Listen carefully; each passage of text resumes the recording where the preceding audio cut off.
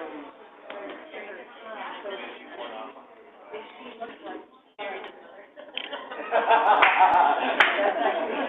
we all? My wife's name is Nancy, I just went up to know.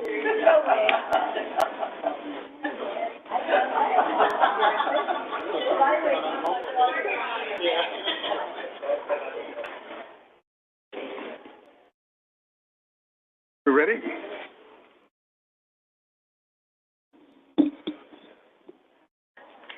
Good evening.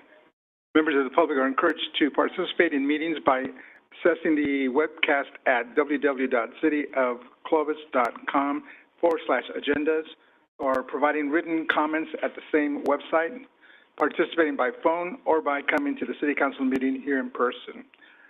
I'll call this meeting to order, and our flag salute will be led by Councilmember Bessinger. And I have asked the students of Tarpey School to lead us in our flag salute. Pledge allegiance to the flag of the United States of America and to the republic for which it stands, one nation, under God, indivisible, with liberty and justice for all. Thank you.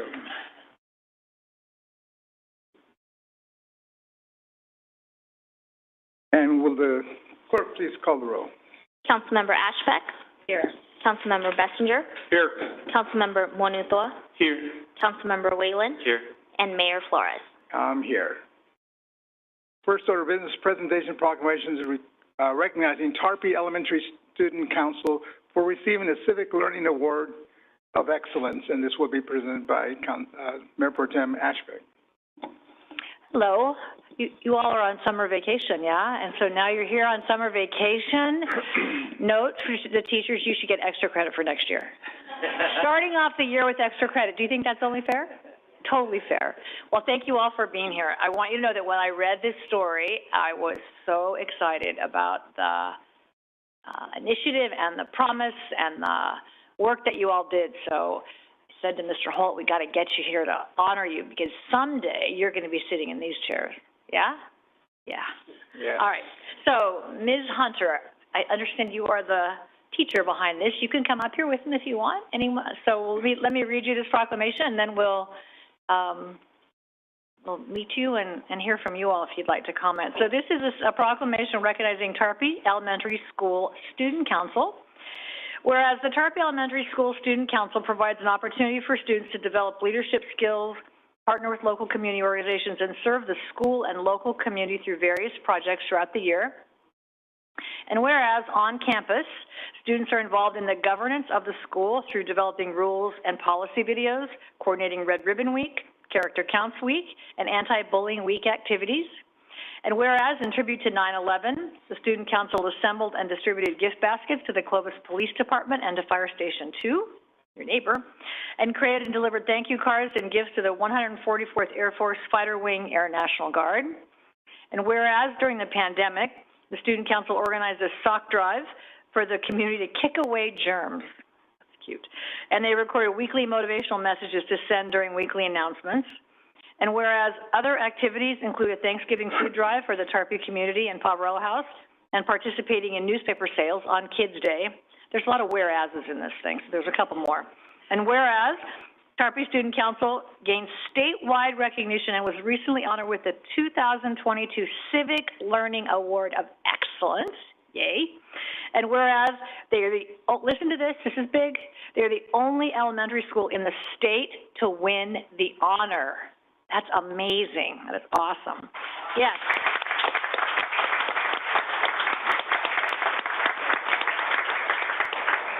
That's the future mayor, I can tell that already.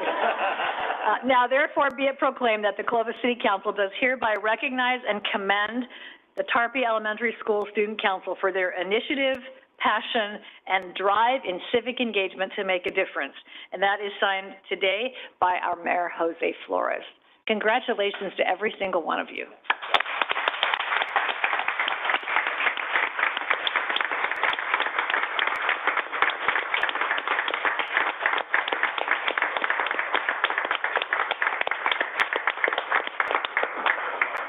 So, Ms. Hunter, would you like to say anything to all of us, or anyone else like to comment? Future leaders may comment? Yeah, I'm just beyond proud of these kids and all of their hard work and dedication to not only their campus, but their local community as well, between military, first responders, and just our local friends and family. We've been able to really make an impact, I think, on Tarpey and the village that surrounds us. And if anybody, it's these kids right here that deserve that recognition for their dedication and determination. Wonderful. Would anyone else? I am Mrs. Jett. I ran the Tarpey Student Council previous to Katie taking it over, and so they were nice enough to invite me. I'm retired now, and I'm super proud.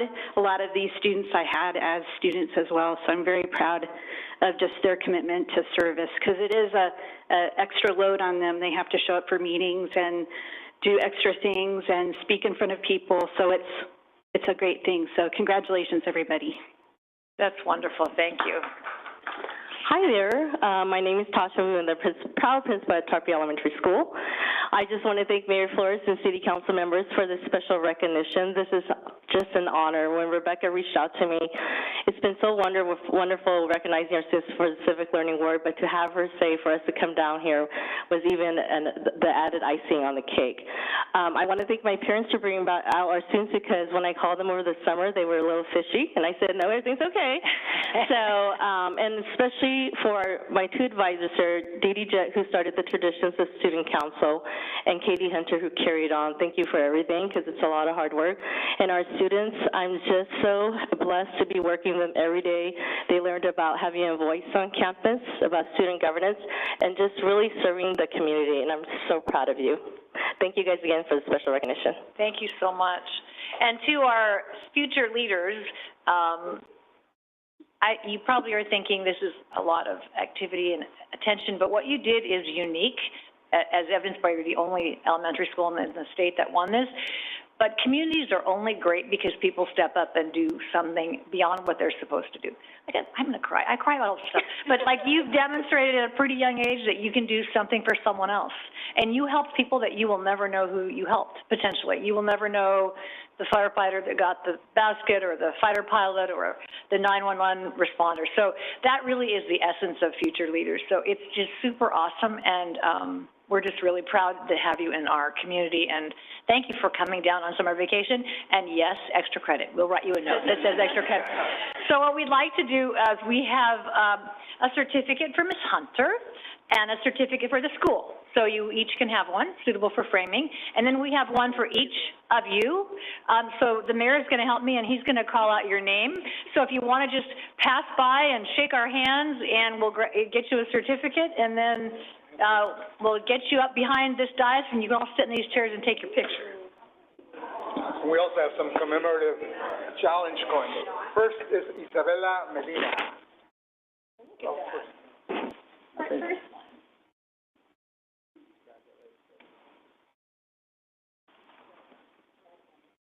Pierce Pope.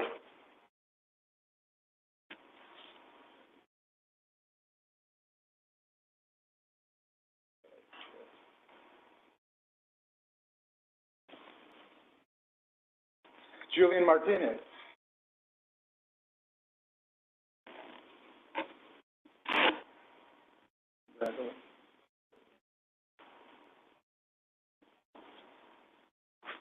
Jesus Martinez. You guys brothers? No?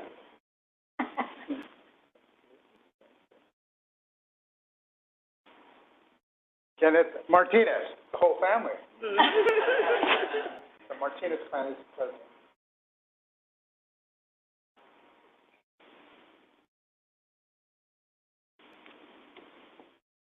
Regina Derbo.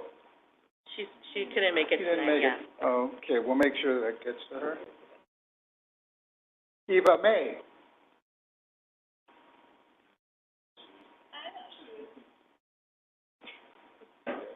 Congratulations.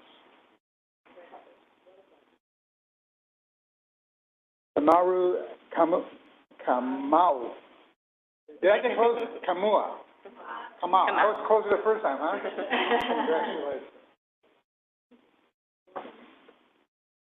Natalie Rodriguez.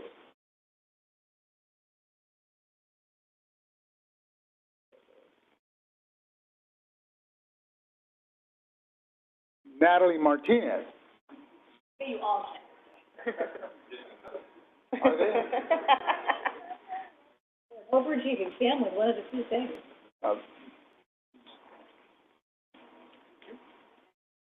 Oh, sorry. Owen May.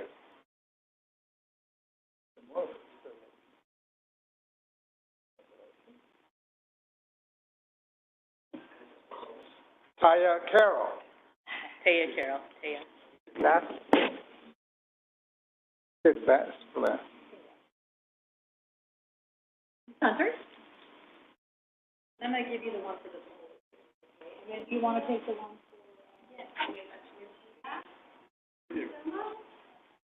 I thought there was more, you have, oh no, there's no more certificates, but you can, so that's good.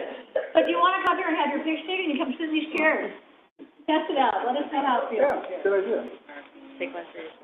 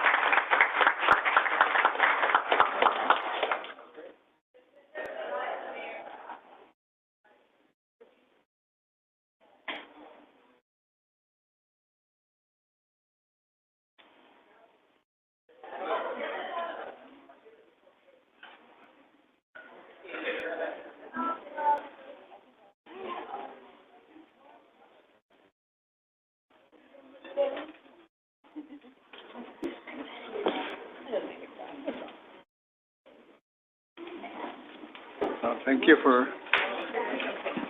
And thank you to the parents for bringing your kids out.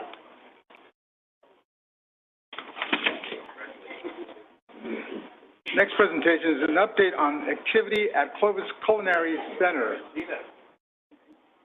So who will be presenting that? Tina? I think Tina's going to start us off. Tina. Hello, I'm Hello. Tina Sumner, and I'm the chairperson of the board for the Clovis Culinary Center. I was swimming upstream there, trying to get to the podium. We sure appreciate being able to come and share what's going on with the kitchen. When we had this vision for it back in 2013, 14, where we are and where we're going now is really what we were envisioning. It's been hard. It's taken some hard work and slow go, but we have 34 businesses now that work out of the kitchen, and among those businesses, they have about 60 employees. So we've got a substantial employment center there, as well as a place for the food entrepreneurs to grow their business. We've got all kinds of users. We've got specialty bakers, caterers, from teppan to sushi to, kind of fancier holiday type meals. We've got people that package foods specifically for resale as opposed to just selling at farmers markets and that kind of thing. 8 of the businesses that we have are considered low income. They qualify and receive a grant from the CDBG program.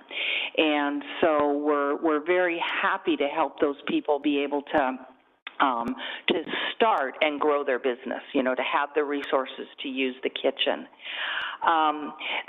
The other vision that we had was not that it would just be a commercial kitchen and a place for cooking, but that it would also provide training, workshops, seminars, you know, facilities to help the entrepreneurs grow their business as well as just be in business.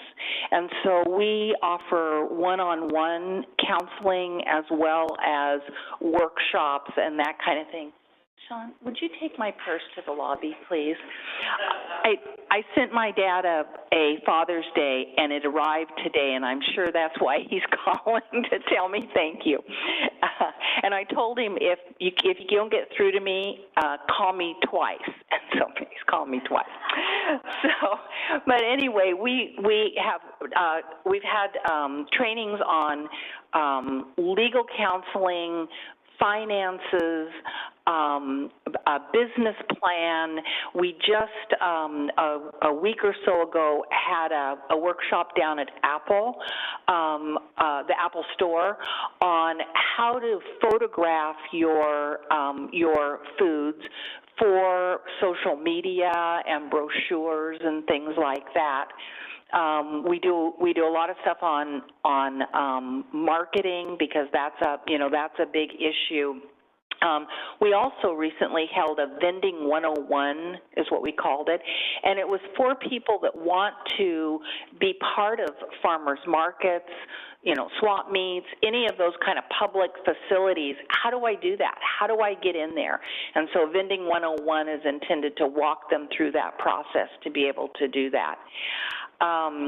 So with that, I'm going to turn it over to Donna to talk about how we weathered the pandemic and kind of where we're at now. Oh, I'll do it. Oh, you're going to do it. No, Donna. I'll be Donna.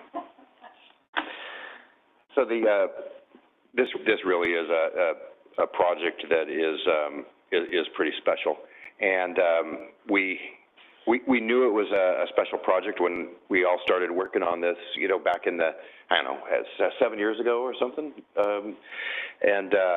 But the pandemic really showed us the value of having this incubator here in the city of Clovis. And there's some guys that were out of work, they're teppanyaki chefs, that if they got sent home, they had no job, no income, and so they thought, well, you know, let's just go start doing private teppanyaki parties. And they bought a little flat top grill and started operating at people's homes like a private chef, but for 25 of your closest friends.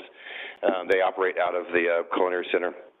And then we have another fellow that showed up that had also was kind of sent home from his job, and this was an opportunity for him to become a baker, kind of follow a dream that he had for many years. And he's here. His name is Lance Sanchez. If you've ever had Dad's Cookies, he's the most unlikely Mrs. Fields you're ever going to meet in your life. But I want to introduce, I don't want to put you on the spot, but would you mind just saying hi real quick for us? So this is Lance Sanchez, Dad from Dad's Cookies. Hi there. Yeah, Sean hit the nail on the head. I don't know if it was totally a dream. I was actually in the field of audiology before the pandemic hit, and that was what I had went to school for, and figured that was going to be my career job. And then when the pandemic came and shut that down for about 3 months, we were laid off. My daughter was laid off. She was living in downtown Los Angeles, and they had talked about marketing before, and she has her degree in social media marketing. So she came home, and just like all of us pretty much here, we're kind of kicked in the stomach a little bit. You know, none of us knew what was really going on, so I didn't have a whole lot to do at the time. And she talked me into baking cookies in our kitchen. So I said, you know, we'll do it for the neighborhood. It started off as a neighborhood thing. And then it just kind of snowballed, and just the story of a father-daughter baking cookies. And like you said, it was kind of like the opposite of Mrs. Fields with me doing it.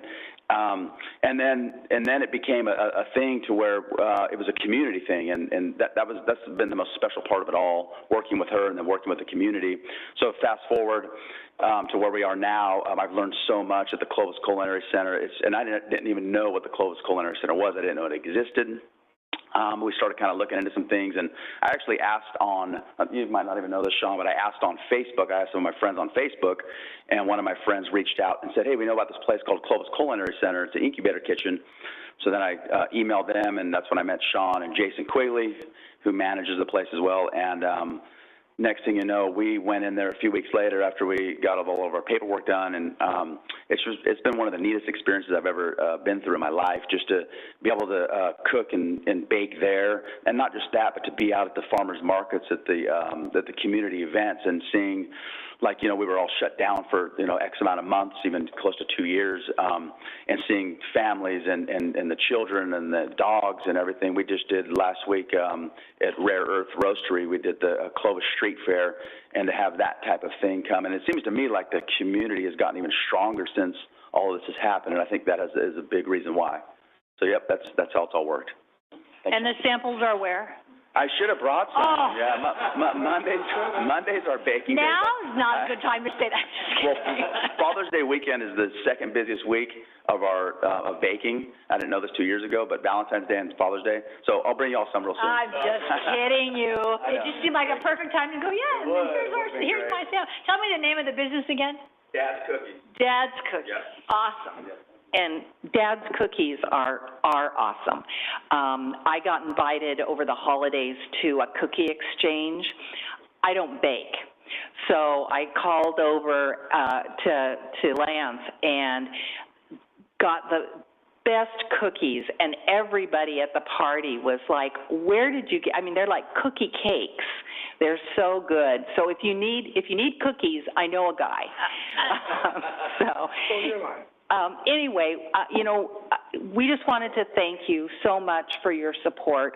Back when we brought this idea to you originally and said this is something that we would like to do, and you gave the go-ahead to spend some staff time on it, you know, we could only envision what we wanted it to be, and now it really is, and it's an asset to the community. So I'd like to introduce to you one of our other board members, Trevor Beale. Trevor's actually one of our new board members, and so we're really pleased to have him on board. He brings a lot of really good knowledge to it. So thank you, Trevor. Yeah. So on behalf of the entrepreneurs at the kitchen and, you know, the lives that we're changing and the businesses that we're building, you know, we just thank you for your continued support. Thank you, Tina. Okay, next presentation, update on activity, excuse me, from Fresno Clovis Convention and Visitor Bureau. Sean? So I'm going to introduce Lisa Oliveira. You all remember, I didn't realize until tonight that you had not been introduced formally to Lisa. You all remember Layla Forstedt, who was the CEO of the organization for a long time. Lisa took over, it's been almost a year, right? But she's doing a tremendous job, and she's going to give a quick update. Hi, hello. How are you guys? Good evening. So I'm not going to talk your ear off all about tourism because I can talk all day. I've been with the organization for 6.5 years, so it's been a very challenging last year, but it's been very exciting at the same time. So I just wanted to share some highlights with you guys. And first and foremost, thank you guys for seeing the importance of tourism and seeing as an economic developer for the area. We are the destination marketing organization for Fresno County. We are funded by the hotels and motels in Fresno and Clovis through a TBID assessment. That TBID stands for Tourism Business Improvement District. It is a 2% assessment that's charged by the visitors. And 84% of our budget is spent on sales and marketing of the area. So that is the biggest thing that we do, is all about marketing. I wanted to give you some of the highlights for specifically correlated to Clovis, but also share some of our marketing. We've done a lot of marketing with Expedia and saw great numbers for our first quarter, and that brought in 1,500 room nights and 910 flights just to the area. That was just for first quarter, and then we're going to continue to do that for the rest of the year. We also are launching a Visit Fresno County app this week, actually. It's going to come out on Friday. You guys can all download it now, and it'll give the visitors as well as locals things to do in the area. We saw record-breaking numbers for Swim and Dive. That's always our goal, is each of the events that we bring here is for them to continue to grow and see that in our hotels, and then things to do in the area. Thank you to Clovis Unified for always being an amazing partner. CIF ran so smoothly this year, so that was great on their part. What else? Our sales team is tasked with going out and bringing in room night generating events. They travel to different trade shows through the year, whether that's Sports ETA, Small Meetings Groups, or Connect California. More recently, we've been going into this influencer market through TikTok. I'm still learning TikTok, even though I am a millennial, but we wanted to bring some focus to the national parks for Sequoia and Kings Canyon during the winter months.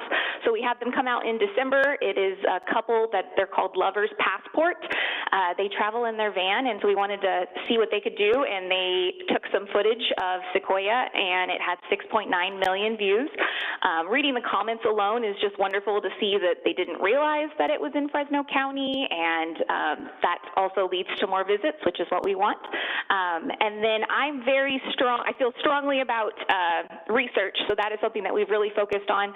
So that second page is just a snapshot of the visitor data from January of this year till April.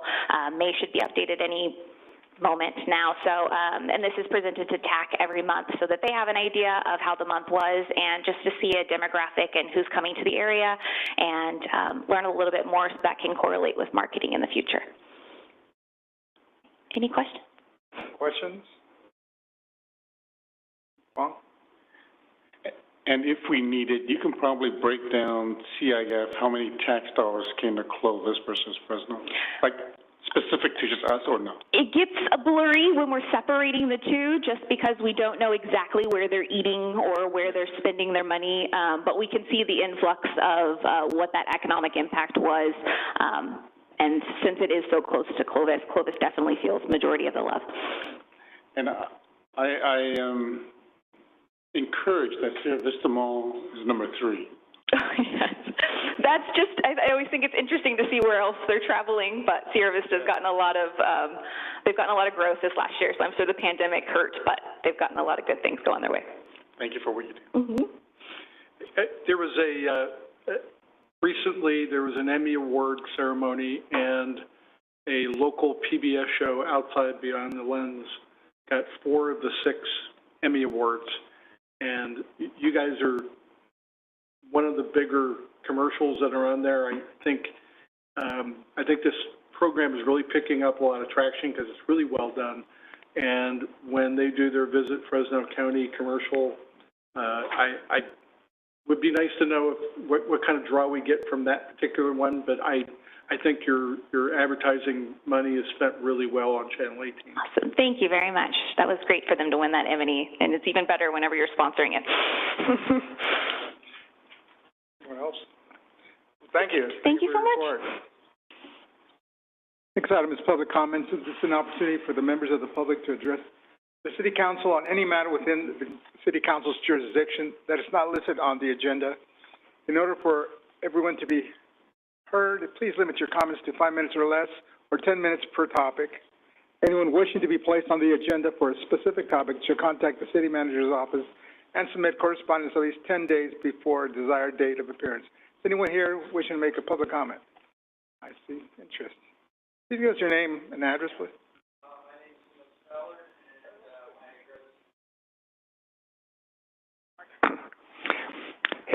My name is Neil Stellar, and my name is Neil Stallard, and I am a resident of Clovis, 2620 Sample Avenue, Clovis, California. Okay, my comment frankly, you guys are doing a fantastic job, so nothing bad to say about Clovis to start with, okay? Thank you. But that being said, I've got a concern of a urgent public safety concern, and it came from a message that came from my daughter who works for a church. Apparently, they got a memo from Homeland Security that there's going to be a planned night of rage all across the country targeting churches for violence when Roe versus Wade comes out. As a person who has in the past had the joy to go up to Berkeley to go head-to-head with those lunatics, otherwise known as Antifa, these radicals are out of their minds. I know that the police and the sheriff do the best that they can do. And what I would like the city council to do, I know this is like an urgent thing, but would be to contact the sheriff and contact, I guess, Lisa Schmidtkamp and find out what citizens can do. Can she deputize volunteers so that we can protect the churches? I realize this is like really short notice, but what the summer 2020, what these lunatics did to many cities in our country. I know the police, and I know, the guys in blue. You got guys and ladies in blue. You do the absolute best you can. You put your life on the lines every day. But this could be much bigger, and I know that there's probably a lot of people who feel like I will, and I will stand with the blue, and I'll defend my community, and I'll defend churches, and if it costs me my life, so be it. Thank you. Thank you. Anyone else wishing to comment? Any public comment not on the agenda? We had one correspondence. And do we have anybody? Yes, we had one written correspondence, and he's also online to speak. Is Philip Flick. Philip, you're unmuted. Philip?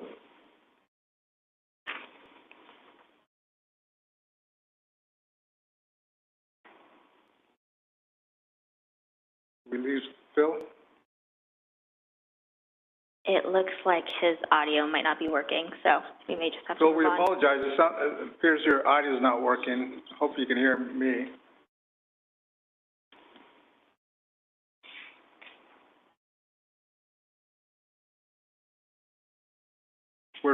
Is issues regarding Clovis or online payments for classes? He had some questions regarding some programs at the Senior Center, and we had actually redirected him to General Services Manager Amy Hans, and she's reached out to him. Okay. Bill, call us back next time if you can.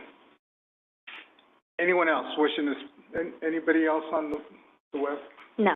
Okay, so I'll close the public comment period and move on to ordinance and resolutions.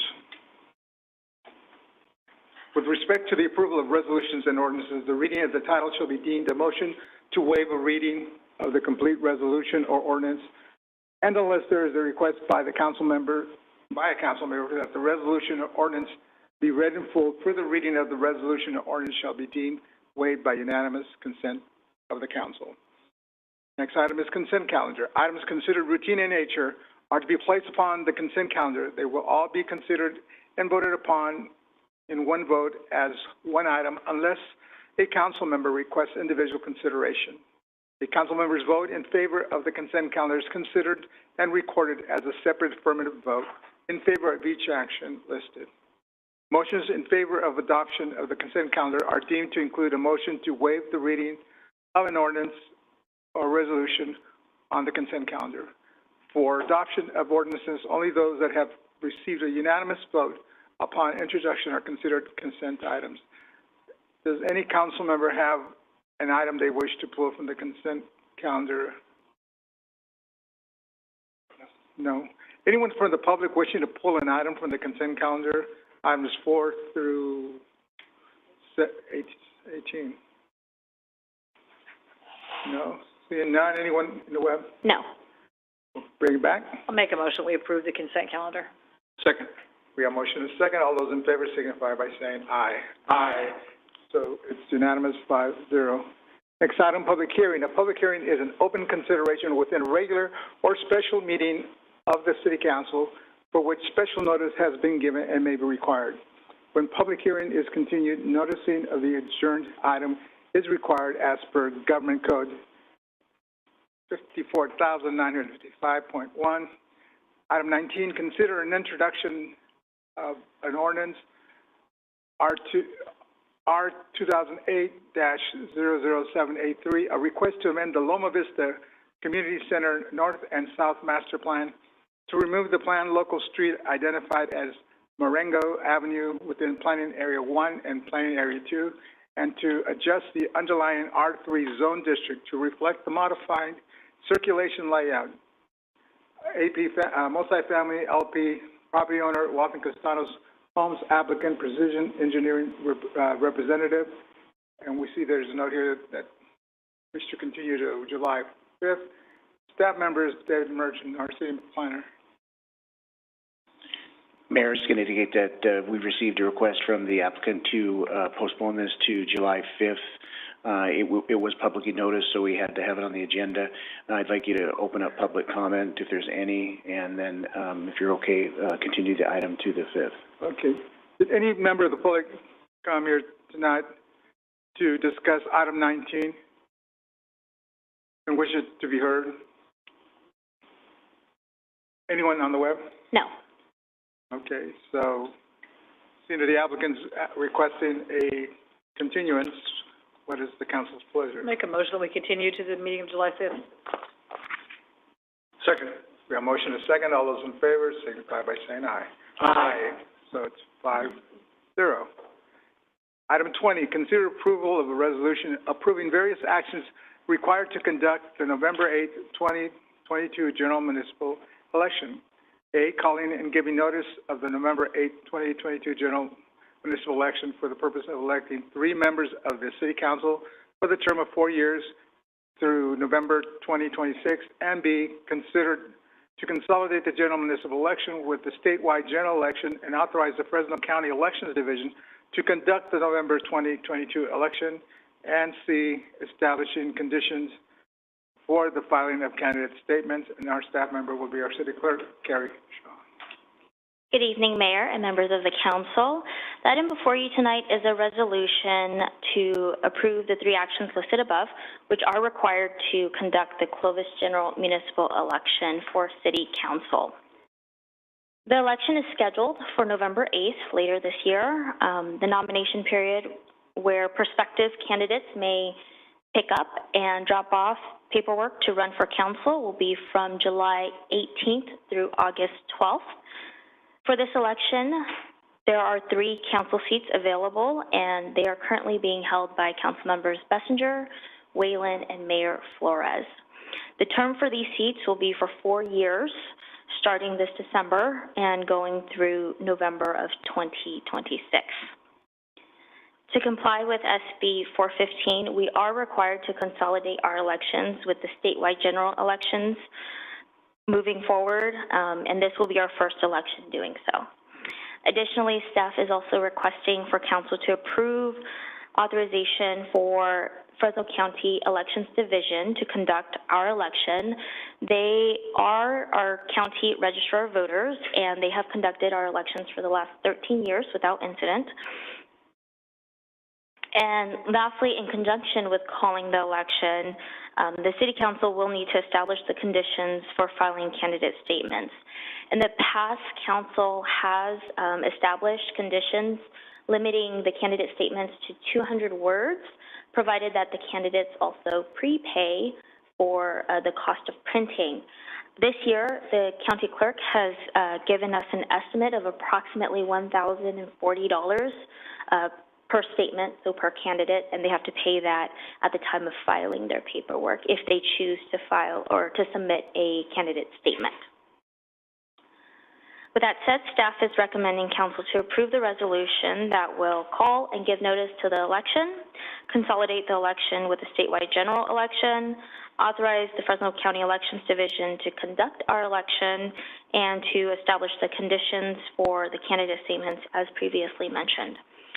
This concludes my report, and I'm available for any questions. Thanks, Carrie. Are there any questions for staff? I did have one.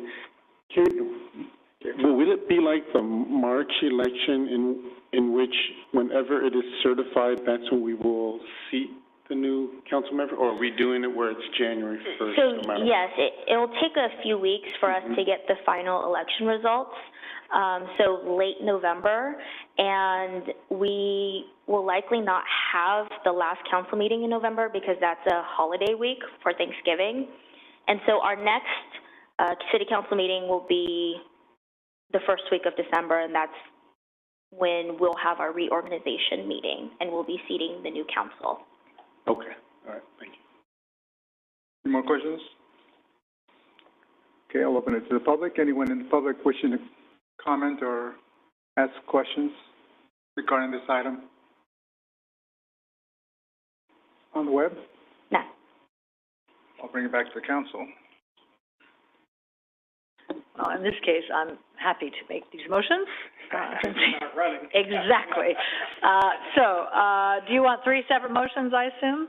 No, just one. Oh, just one. All right. Then I will move that we approve the actions required to conduct the November 8th, 2022 general municipal election as outlined in the staff report. I'll second that motion. A motion and a second. All those in favor signify by saying aye. Aye. Motion carries 5-0. Item 21, consider approval of various items associated with various fees under the Planning and Development Service Department. A, consider approval of resolution revising the master development fee schedule and providing a description of fees to be requested for county adoption. And 2, B, consider approval of resolution amending the plan check, inspection services, encroachment permits, and community investment program rates. And C, considered approval of a resolution, the request to approve the 2022 City of Clovis Planning Division fee schedule. Our staff members will be Dave Merchant, our city planner, Nancy Moore helping. Good evening. Thank you, Mayor and Council members. Sean Smith, Supervising Civil Engineer. I will going to lead off the presentation, but here with me I've got Mike Harrison, City Engineer, and Dave Merchant, City Planner. So tonight we are presenting 3 different items to you, the first being the development impact fees, the second being an update to the engineering hourly rate, and the third being the planning division fee schedule. I'll be presenting or taking lead on the first 2 with Dave wrapping up the third one. And now, I intend to present and then pause at the end for questions by council, but obviously feel free to enter in, or to ask any questions along the way. We intend to have public comments after all 3 are presented to council and then take action on each one separately. Before I start off with the first action, though, I want to bring some to your attention. We are in receipt of a request from BIA to delay the public hearing on the development impact fees to July.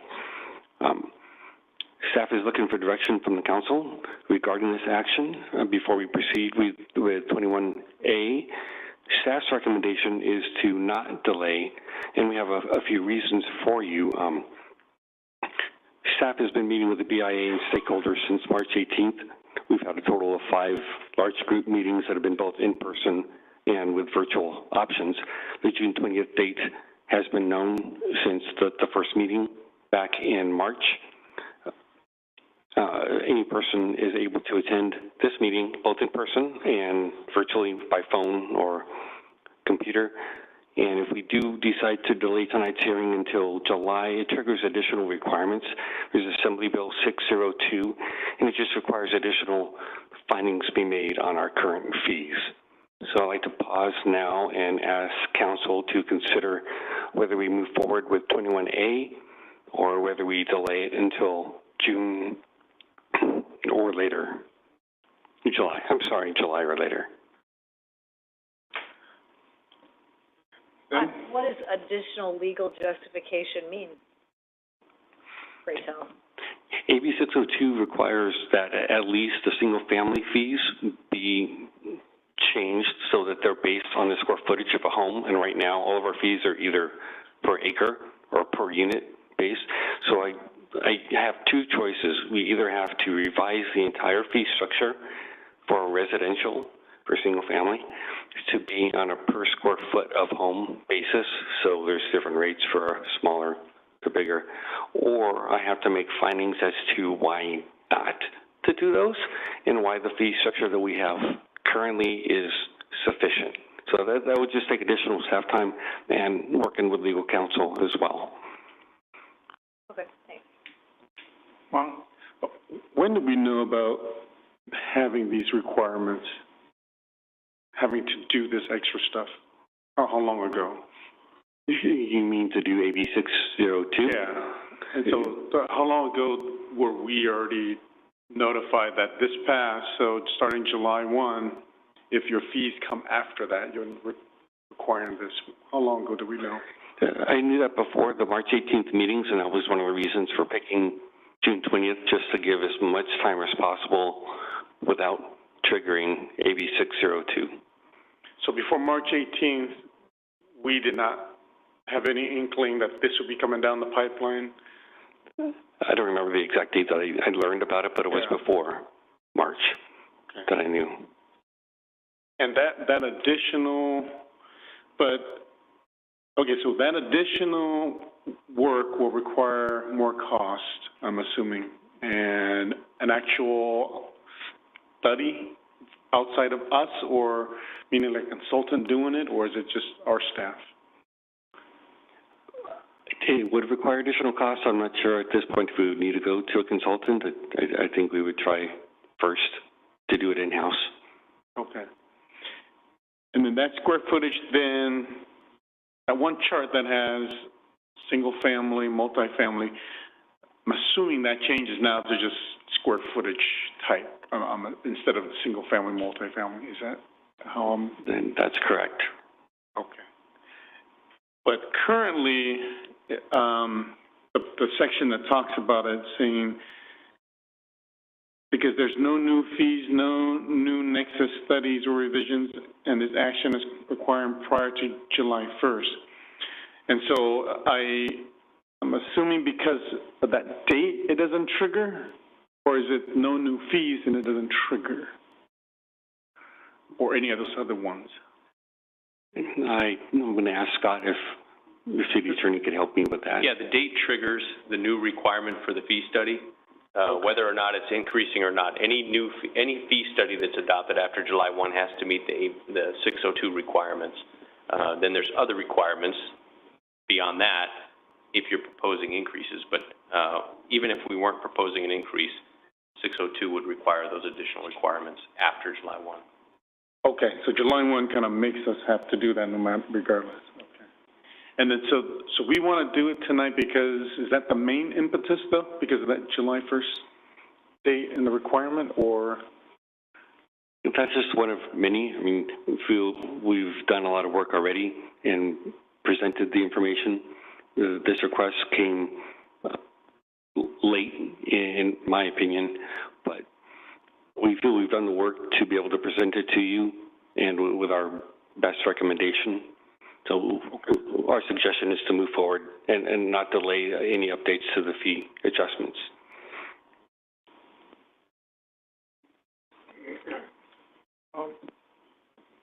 Can you remind me of the reason why the BIA is requesting this delay? The specific language in his request was that some of the members could not attend tonight. Okay, and, well, all right, I guess I don't understand that because they have access virtually to me. Okay. That was all that they gave? Correct. Weird. All right. To the degree the mayor's wanting to know where I am on it, or we are on it, it may be that we continue the item, but I certainly want to hear the presentation and ask questions, and if it turns out that we need to continue it, then we can continue it. But I'd certainly want to get the public presentation. Okay. Any other comment on whether to continue it? You wanted us to decide this before, this issue first?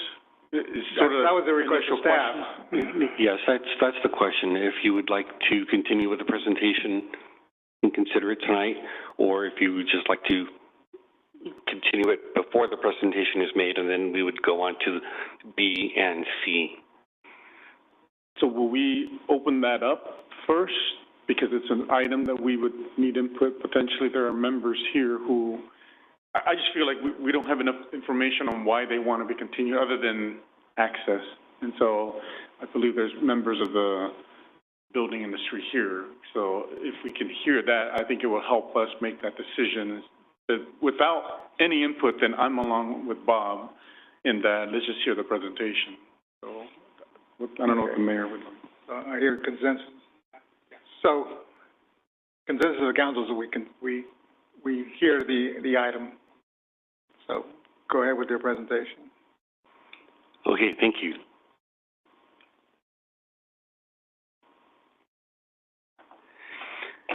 So this slide I prepared for you first. I'm sorry. I guess my point was, we were going to decide if we're going to continue or not. Would the mayor be willing to allow public comment just on that issue, why they would like it continued, so that way if it's just that item, I would like us to really hear why, because we heard the staff's reason. It's because there's extra work to do. And so I would like a response if there is, because if there isn't, then I agree that we just move forward. But I don't know what the rest of the council thinks of that. Because if there's enough evidence. I like clarification from council. Yeah, Mr. Mayor and Council, I mean, you could certainly open this up. It'll be all in one. I mean, there'll be 3 separate resolutions that staff is asking you to do. But if during public comment after the presentations, the developers want to come up and make a request, renew their request to not take action tonight on item A, which is the item that they're requesting to be continued, you could certainly vote at that time not to either continue item A or not consider item A at that time. But I think staff's request is still to proceed with B and C. But it's an all-encompassing, I think, report and presentation, but the developers will have time during the public comment portion to renew their request. And we will always have that opportunity to continue once we hear the whole item, all 3 of these items. Correct. So, and it's just one public comment. Correct. So I think our preference is to hear the presentations for A, B, and C, and then as council we can decide if this needs to be continued, whether each one of them needs to be continued or just one can be continued. Yeah. Yeah, so we have discretion up here. So go ahead with your presentation. Okay, thank you. So impact fees, there is a legal definition for impact fees that I've put up there on the screen for you, but in plain English, development impact fees are what the city charges the developer to capture the development's fair share of the costs of infrastructure that serves that development, and things such as sewer, water, streets, parks, solid waste, police, fire, just to name a few. This year, staff prepared 2 different options that we'd like council to consider. We prepared one that we called the full implementation, one we called the phased implementation. Our recommendation is to adopt the phased implementation option for this fiscal year and then perform another comprehensive evaluation for the next year. So as we go through these fee evaluations, there's many things that we consider. One is the city policy that development pays its own way. Another is that the proposed rates are based on estimates that staff feel accurately represent current costs and the market. Now, this is both fiscally sound and legally required of us. We also recognize that any temporary reduction of rates, it results in lost revenue to the city. And there are times when users have supported development during downturns, and that's just one example of development not paying its way. The fees are also impacted by past decisions that we've made on our treatment facilities. Those result in bond debt that we have to pay, and they also result in costs for future expansions. And we've also made a decision that reimbursement on some of the items are based on actual cost that the developers incur instead of like an alternative might be to lock in what the reimbursement costs might be. And that's a suggested way that we could control the adjustments of the fees if we were to lock it in instead of paying actual costs, which fluctuate as the market fluctuates.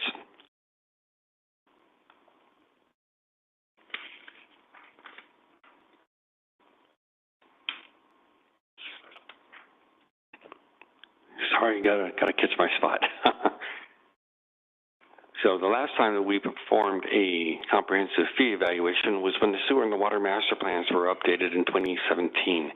Now, since then, our main adjustment factor has been the construction cost index, the CCI. But this year we decided it was time to do another comprehensive fee evaluation, a true-up, if you will, just to see if CCI was actually getting us to where we needed to be. And in doing so, we use our consultants to update costs for the sewer and water master plans. Those consultants are Clark Church and Flynn for the sewer and Provost and Pritchard for the water. And the reason we felt the need to involve them is we're very comfortable with some of the other items such as streets and pipes because we do that on a regular basis. But we don't expand our wells or our treatment plants very often. And our consultants have access to more projects than we do, and they've got better experience in this than we do. So we just felt it was wise to include them this year. We also compared costs with recent reimbursements and recent city projects, and we updated the inventory that's funded by each, and we updated the account balance of each of the fees.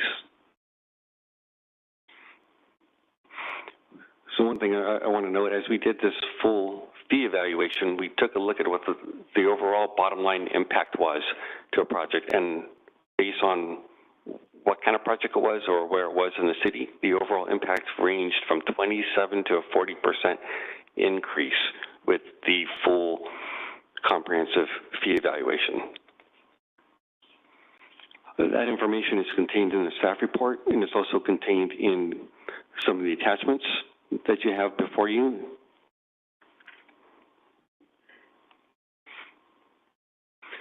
So some other factors that affected the comprehensive evaluation were some supply chain issues, gas prices, and labor and material issues with both cost and availability.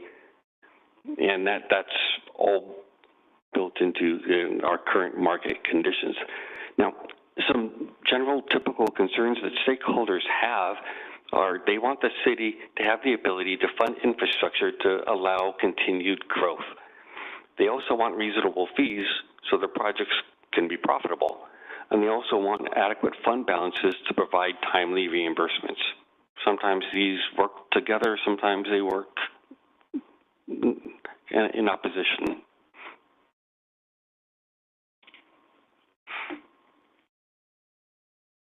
So in the preparation of the two options, the full and the phased, staff heard comments from the BIA and looked at the market rates and thought it would be best to recommend the phased implementation option for fiscal year 22-23, and then come back next year and reevaluate some of those fee categories for the next year. So there's a lot of numbers that are on the screen in small print. But the takeaway that I want to leave you with is that while the increase does seem to be a large percentage on a per unit, if we take a look at the average selling price of, let's say, a smaller product, higher density, we're talking about at most a 2%. This increase is 2% of that selling price. And as we get to larger, more expensive homes, that even decreases even more, where it's 1.5% in some instances, but the phased option, less than 1% of that selling price.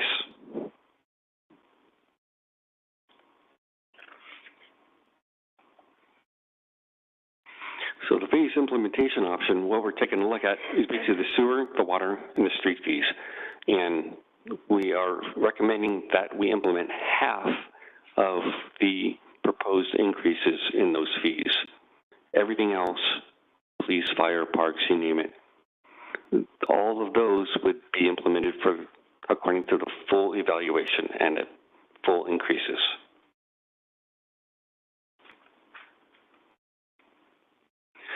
So there's pros and cons to choosing the phase implementation option. Some of the pros are it's a lesser impact to industry. It recognizes market concerns in the sewer, water, and street fee categories, and it provides a full collection of fees for all the other categories. And some of the cons is it has the potential to increase timelines for reimbursements in those phase categories of sewer, water, and streets. And if the costs were to hold steady and we were to have an average year of 800 residential lots, we could see a loss of revenue of $3.6 million with the phased option. It also has the potential to see a delayed collection of funds for the construction of the major facilities.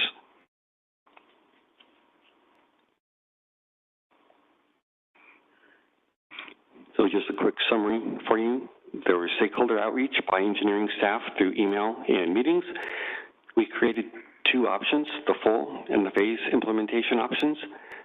And we propose to revise the rates according to the phase implementation option with a reevaluation of the sewer, water, and street categories next year. And should council approve this, the new rates would take effect in 60 days on August 29th.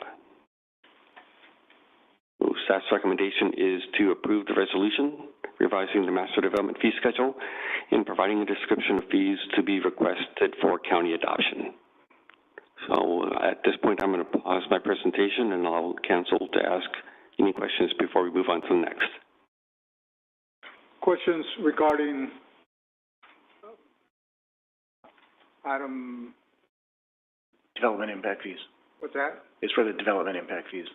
I'm sorry? Yeah, development impact fees, that's what we're doing. Yeah, it's item A. 21A, right? I think Bob had it first, actually. Bob. Thanks. Certainly I appreciate the affirmation of the idea that we want development to continue to pay its way. I guess I'm a little discouraged that we kind of developed a plan where the CCI was going to be our easier methodology in order to figure out what the development fee increases should be year over year, and that for whatever reason has not turned out to be a reliable way to index the costs associated with construction. And I guess I'm puzzled by that because it seems as though the CCI was kind of there for us to be able to measure the increase in costs of construction. So can you help me to understand why it is that we have found that CCI to be unreliable? I understand that we did the true up and it turned out that our costs were greater than the CCI, but why were our costs greater than the CCI? If the CCI is kind of a measurement of across the board cost increases in construction, why would ours be so much higher than more general? Is it something unique to our area, unique to California? Is this CCI specific to California or nationwide? So help me to understand that. So I think you've nailed a couple of the different things that go into CCI. It is an average across all construction where our fees hit some very specific markets and some very specific materials.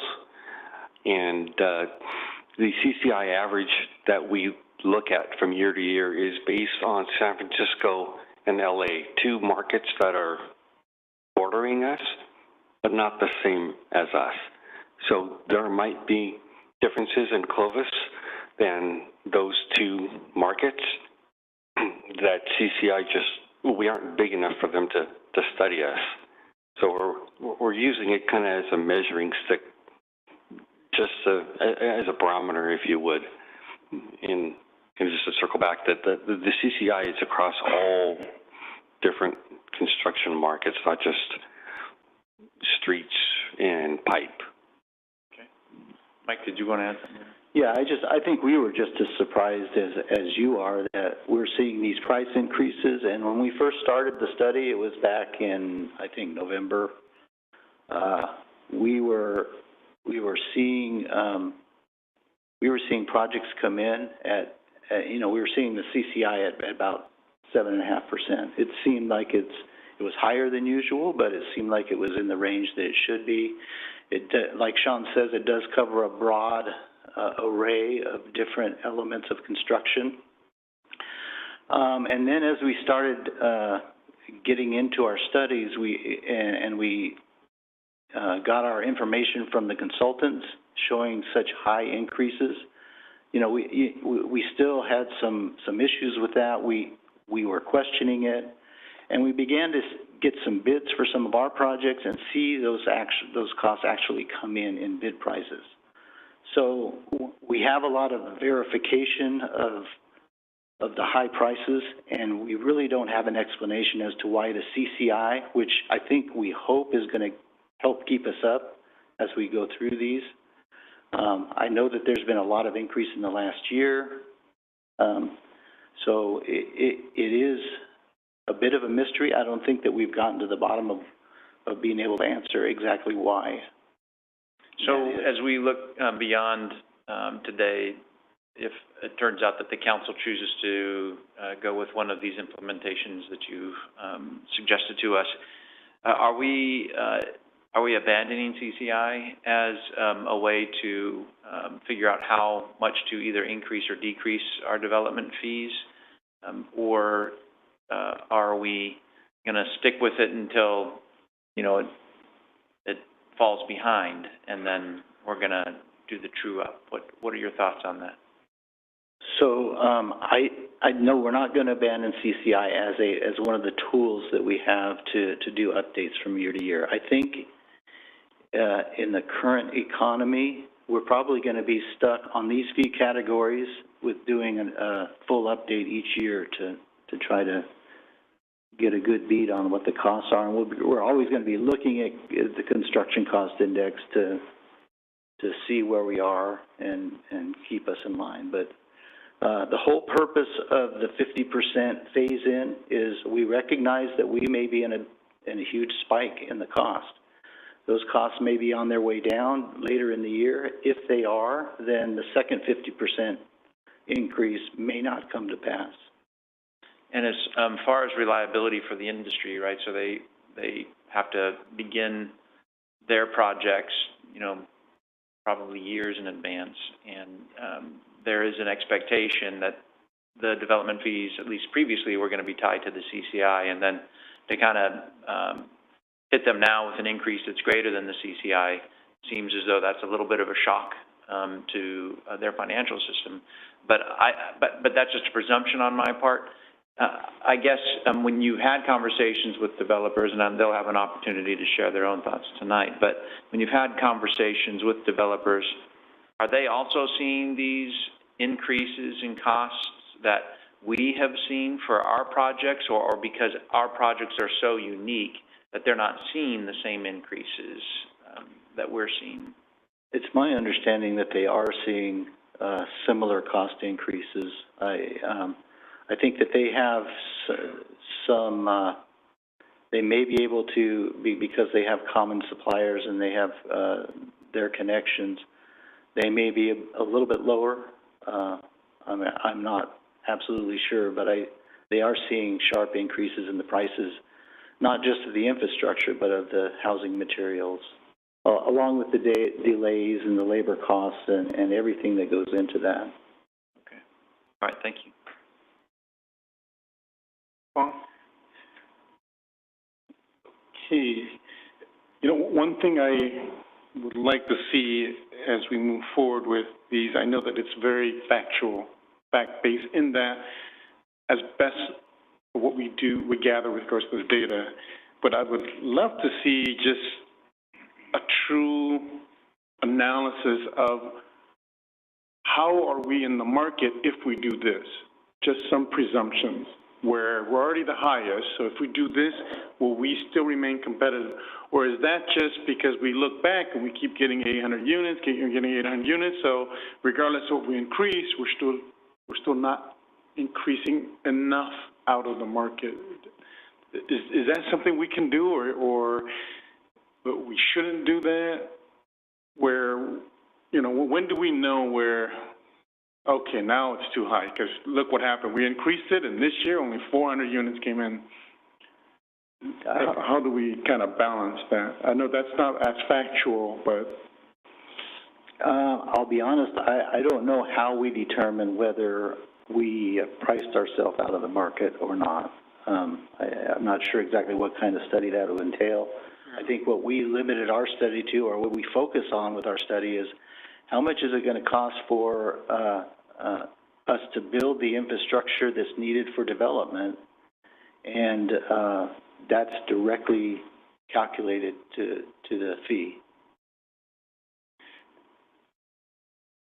We come every year, and the fee seems, when you look at it as individually, it seems high. It's never just under 10%, so it's always high.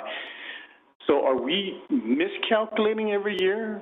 Because if it was 18 last year, this year's another 18. I mean, why didn't we just do 40 last year? So that way this year we go, oh, we calculated right because we were able to look at what's going on. Or is this year's fee increase higher because of just this anomaly that's going on in the market?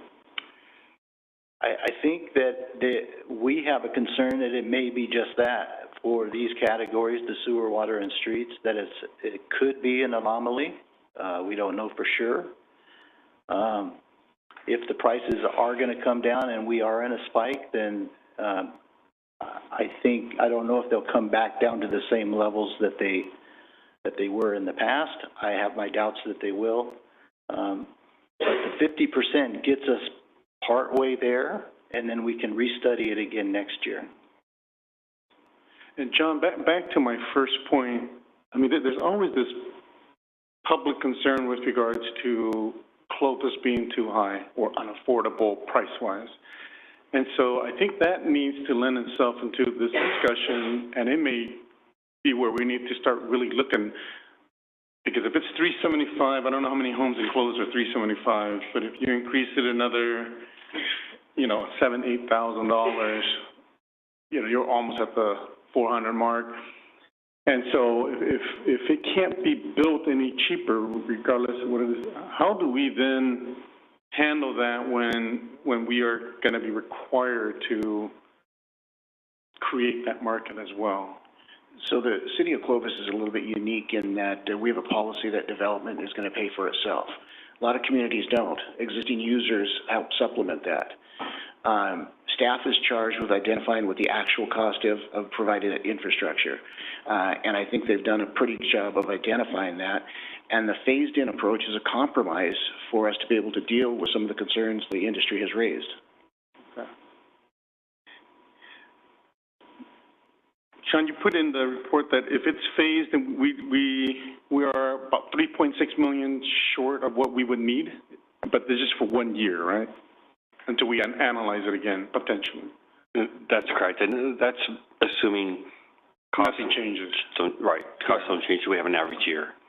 And if we went with the CCI, what is that number? I don't have that. I know it would be larger, but yeah, I didn't calculate that. I'm sorry. It's probably going to be at least twice that amount. Compared to the 10% compared to the 19%. Yeah, 10%. It's going to be at least twice that. Okay. And so that's also another reason why we didn't go with the CCI, because our actual costs are so high. Okay. Let me see. I wanted to, I guess one of the, it's never, or it's hardly addressed in the development fee reports, is the non-residential. And I know that the industry, meaning the public, doesn't come out as much, but I've always had a concern with that one, because I think it prices out just your local business person to develop or build something here because it's so high and it's going even higher. And I look at it, it's most everything is over 30, almost 40% as well. But commercial is where we can generate a tax base, we can generate jobs. In other words, it has a higher return for the city. But I know the concentration has been on single family because they are more in tune to what's going on. So I don't have a question per se, but I hope we also keep an eye on that because then soon it'll just be big chains that come in who can afford it, national chains. And so our regular residents can't build a shop and really create a job here. It would have to be something big in order to afford it. And I think that part, I think we price ourselves out in that a business, I can be anywhere, and if I do a great job, they'll come and find me. I can be, you know, in West Fresno or North Fresno or even in a rural town. And so how do we make it where we are attractive as well, and just to keep an eye on that? I don't know if there's a comment. I mean, I know, Andy, you care the most about business, you know, up till now, and so is there ever a concern from the business community that, you know, they can't build from scratch here because our fees are too high, or it has never come up? Development impact fees in relation to business attraction is a big challenge in Clovis. It has been for many years. Some of that goes back to our policy of development paying its own way and how the fees are calculated as described by Sean and Mike tonight. Businesses do have a choice on where they can go. It's not as location specific as residential. So it's something that we in economic development are constantly working with and trying to identify businesses that can absorb those costs and have success here in Clovis. The BIA's letter stated that our pricing for the sewer and water is maybe inflated. Can you address that? Is it not? Is it pretty, you know, on point, accurate to where the projections are? We have a comparison project in the Willow work that we did from Shepherd to Copper. And when we compared the prices that we got from the consultants in this update, they were very comparable to what we paid for Willow. Now, the pipe prices for water, we did have a concern there, and we worked with our consultant to look at, you know, market trends. And so we actually lowered the pipe costs for water, including non-potable water, by about 15% to get more on par with where we thought the market was. So, but again, we think there might be some uncertainty in that sector of the market, and that's why we were comfortable offering the phased implementation option. And with the phase, go ahead, Mike. So, just to add to that, yes, our costs might be a little bit fat. Some of these projects we're going to build long into the future, so there are some contingencies attached to them. We can work on those if that's what the desire is, but I think the contingencies are where they should be. It's kind of within the realm of what's common practice in engineering and estimating, especially when it's a preliminary estimate such as this. So, you know, we can debate a long time between members of the industry and us as to what's appropriate for a contingency on a construction estimate. And earlier when you mentioned about the user supplementing it, those are questions in which we would have to decide. For example, if we're building a new sewer treatment plant or water treatment plant, is it new development that pays for it, or is it everybody paying for it? That's a decision of the council, I'm assuming. It would be a policy decision moving forward. Yeah. But our current policy is if we build the new water treatment plant, new development pays for it. That's correct. Okay. And then I think I had a,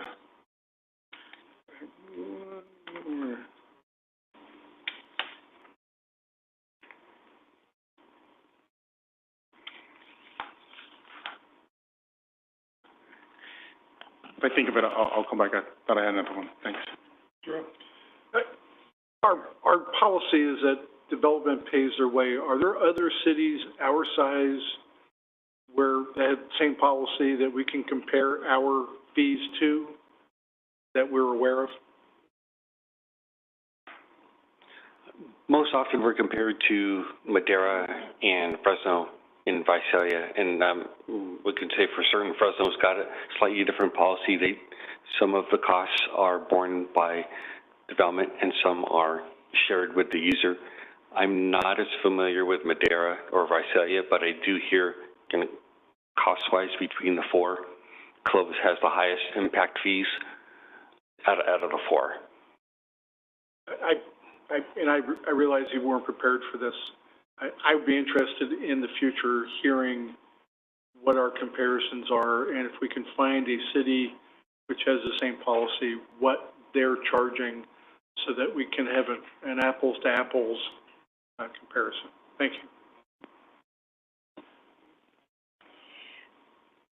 So this is not, what I'm about to say is not helpful, just for the record. There's two things. One is, I think I said this last time, I just don't like that we're so far behind. Like, we do this every 5 years, and I just wish there was a way that our fees were more kind of real time, I guess. So I think that's just a frustration carried over from the last time we had a fee conversation, that we wait so long. But nobody cares that you haven't had a water rate increase since 1993, because you're raising it today. So I think there's that just general frustration. The second thing that I think is a risk is, with inflation at 8%, obviously that, or whatever it is today, it might be more, whatever the numbers. I'm not good at math. Am I, Bob? Bad at math. But inflation is so high right now. So how I would think the CCI was supposed to level out some of that. Is that not right? I mean, I guess I just can't believe that the CCI, I just looked it up. That's what I was doing when Bob was talking. I was not like buying something at Macy's. But it's 9.9% or something like that. How do we get to 27 to 40% increase? I just can't reconcile that in my mind. I just don't understand how that happens. I think that's really what Bob said too. How did we get so far off? And you said I'm surprised, but I feel like we can't raise fees 40% if we are just surprised and we don't have the detail. I guess I'm not hearing. I don't know how to do it in this moment in time when inflation is super high. And the only analogy I can think of is when our labor groups want a 10% raise because inflation is 10%. We say, oh, no, it won't always be 10%. But that's kind of what this feels like. Like, it won't always be 8% or 10 or whatever. I mean, hopefully it will eventually adjust. So I am just really, really struggling with the moment in time and how to reconcile the CCI, which we agreed to, thinking that was going to help us, and 40%. I mean, that's a big swing. So I guess I can't get there. I don't understand that at all. And maybe my last unhelpful comment, I really think it's time for us to rethink how we charge fees. And I feel like development pays its own way in Clovis, except when it doesn't. So PD doesn't pay its own way. We're clear on that. And the per unit fee for PD is $1,100. Well, what if it was $2,000? I mean, I don't know, but I feel like development pays its own way except when it doesn't pay its own way. So you have a sales tax, or you have a parks tax, or whatever that turns out to be. So I feel like we might be drifting away from that philosophy, which I believe in, but you can't have it kind of both ways. And over the years, I think I've talked about, why don't developers construct the fire station in a neighborhood with all the codes and blah, blah, blah, but they've got the volume and the crews and all of that. I know in the Bay Area, there's many communities where, as part of their fees, they construct the station. And I don't know if it works here, and our chief's here, and he probably thinks that's a bad idea. But I mean, there might be some other ways to think about how to get at some of this stuff than we're thinking about it today. So I am struggling with the kind of increase that we're talking about, because you said you don't even understand where the numbers came from, right? You don't have the detail. Well, I think what I was trying to say is that I was surprised at the magnitude of the increase, and that was early on in the study. But we've corroborated a lot of the numbers with actual bids. There were significant increases in some of the treatment facilities and the tank estimates that we are receiving from the consultants. We questioned them about that, and they confirmed some of the increases are 50, 100% over what they were estimating just 2 years ago. So, do I completely understand why that's happening? I don't, but I do believe that the consultants are providing us good information. So, so we have some expensive elements that and specialized things that we're building, and the cost just changed a lot over the last couple of years. Before that, I think we were doing fairly well in keeping up. The CCI was a good measure. It's just not a good measure right now for the things that we are building, and it didn't keep up with the. But not for everything that we're building. For some things, it's still a decent measure, yeah? Yeah. Mm-hmm. More or less. And I certainly don't. I'm not I'm not doubting. It's really hard to reconcile. It's hard to reconcile 40%, and then you're saying, but wait, your home price is only going to go up 2%. When you take the calculation, blah, blah, blah. I mean, it's very hard to reconcile and I know they're not the same percents. I am good enough at math to know that. I got that part. But I just don't, it's just very hard to act on something like this with sort of these question marks, and in this moment in time. I mean, I feel like we should have a fee adjustment every month until inflation, I mean, that's impossible, but you know what I'm saying? I mean, every quarter or something, because if this inflation stays at this rate, we're going to have a whole bunch of other problems. And you said you don't know how to know when the fees get too high. I bet our builder friends would say they know when they get too high, when people can't afford to live in Clovis, right? So that's how you're going to know that fees are probably too high. And the headline that was in the paper a few weeks ago about what's $1 million home in Clovis look like, and it's a tract home, that's alarming. That's alarming. And we're not making $1 million jobs here. We do not have $1 million economy at all. So I think unless we're going to prepared to adjust part of our fees, or these fees are kind of always set, and then this fee range is this, and then these fees we're going to look at every quarter, I feel like there's something has to give a little bit, that this one-time every 5-year adjustment doesn't make a lot of sense. I think you're right. I think we found out that you're exactly right. I'm always right. Thank you, Mike. Could you give him a raise? No, I'm just kidding. But I mean, you get my point. I think it's time I just feel like what we're doing, we keep doing the same thing over and over again. Vaughn says the same thing. I say the same thing. Bob says the same thing. And, you guys say the same thing, like how we don't, and the community says the same thing. So something has to give in how we can adjust our fees. And I know that Clovis can think of a way to do it that makes the most sense. Tiered, or I don't know exactly what it is, but if anybody can figure it out, it's you. Totally convinced of that. Thanks. We have another question, but I don't want to step on your. Go ahead, Brent. Go ahead. I guess I'll step on you wrong. Sorry.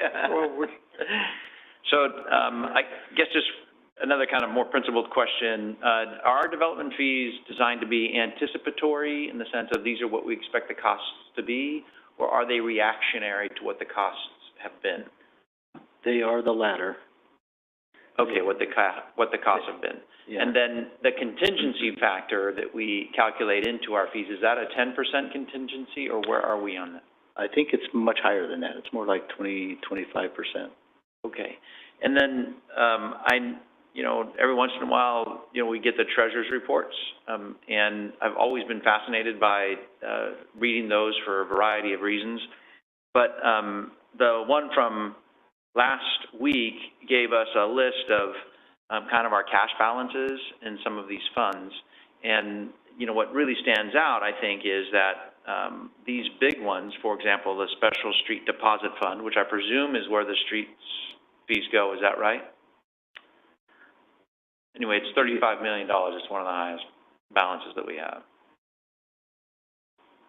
I'll continue while you're thinking about that. All right. And then the other is at $34 million, the Street Service Fund, and then at $50 million is our Water Service Fund. So I'm not sure. There are these 3 different water funds. One is Water Service Fund. One is Water Capital Projects Users. One is Capital Projects or water capital projects developer. They're not as high as this water service fund, which is $50 million. In fact, the highest cash balance is in that water service fund of all of our cash balances, and that's the $50 million. The second highest is the $35 million, which is our special street deposit fund. And then I believe the sewer service fund actually is fourth. Our that is at $34 million. There's a actually it looks like that might be the third. So I guess my point is, as we look at these treasurer's reports and we see the millions of dollars that we have in these funds that are kind of segregated for these, it sounds like for these purposes, we have a lot of money in there. And so I recognize that we're kind of reactionary, but we build in the contingency to maybe be a little bit, I guess, anticipatory. So does it make sense at some point in order, because we do this in, I noticed, and we haven't quite got here yet, but kind of to moderate that spiking effect that we have in the planning division fee schedule, which we have not yet talked about. It is the CPI over a 5-year average. Do you think it might make sense for predictability for the developers and really for ourselves to have maybe a 5-year average like you're recommending for the planning division fee schedule, but tie it to the CCI? Otherwise, it's, you know, we're going to have these fees, which are going to, I mean, if we go every quarter, it's going to be every 3 months there's potential spike in fees, and I mean, it's just going to be hard for them to do business and for us to anticipate, I think, probably what our revenues are going to be for the development impact fee. So anyway, I guess I'll leave with that question, which is, does it make sense, or have you guys considered maybe in order to leveling out the spike effect, having our fees be more of a 5-year average of the CCI? Or do you think even at that point the CCI is just, you know, not a good indicator, because it's not, I mean, we're going to stick with it, it sounds like, but at the same time we're also saying the CCI measures different costs than these large types of costs that we have associated with our sewer, streets, and water funds. Well, I think the CCI over history has been fairly representative of the annual increase in costs, and for the last 5 years, we've kept up with that. We've come with an update every year for the CCI in these various categories that we're talking about. Yeah, but we haven't done a true up, because it sounds like we've been falling behind every year, right? I'm not sure. I don't think we've been falling behind every year necessarily. We could have been to some degree, and that could be adding to the severity that we're seeing here. But we have seen so much volatility in the last year, and I think that it's going to be sort of our standard operating procedure to do these updates on a comprehensive basis more often than every 5 years until there's some more stability back in the market. All right, thank you. Well, first question, if the review next year shows that it was too high, would we then go down, or is that pretty much a set increase that we're going to keep? Basically, if we do the phased, which was intended to recognize that we might be in a spike and it might come down, if we find when we do the study next year that it should come down, yes, it will absolutely come down. So we won't implement the second half and then we'll decrease it to adjust to whatever it's supposed to be? We would come back with a new comprehensive update. Whatever it is at that point. Okay. And then,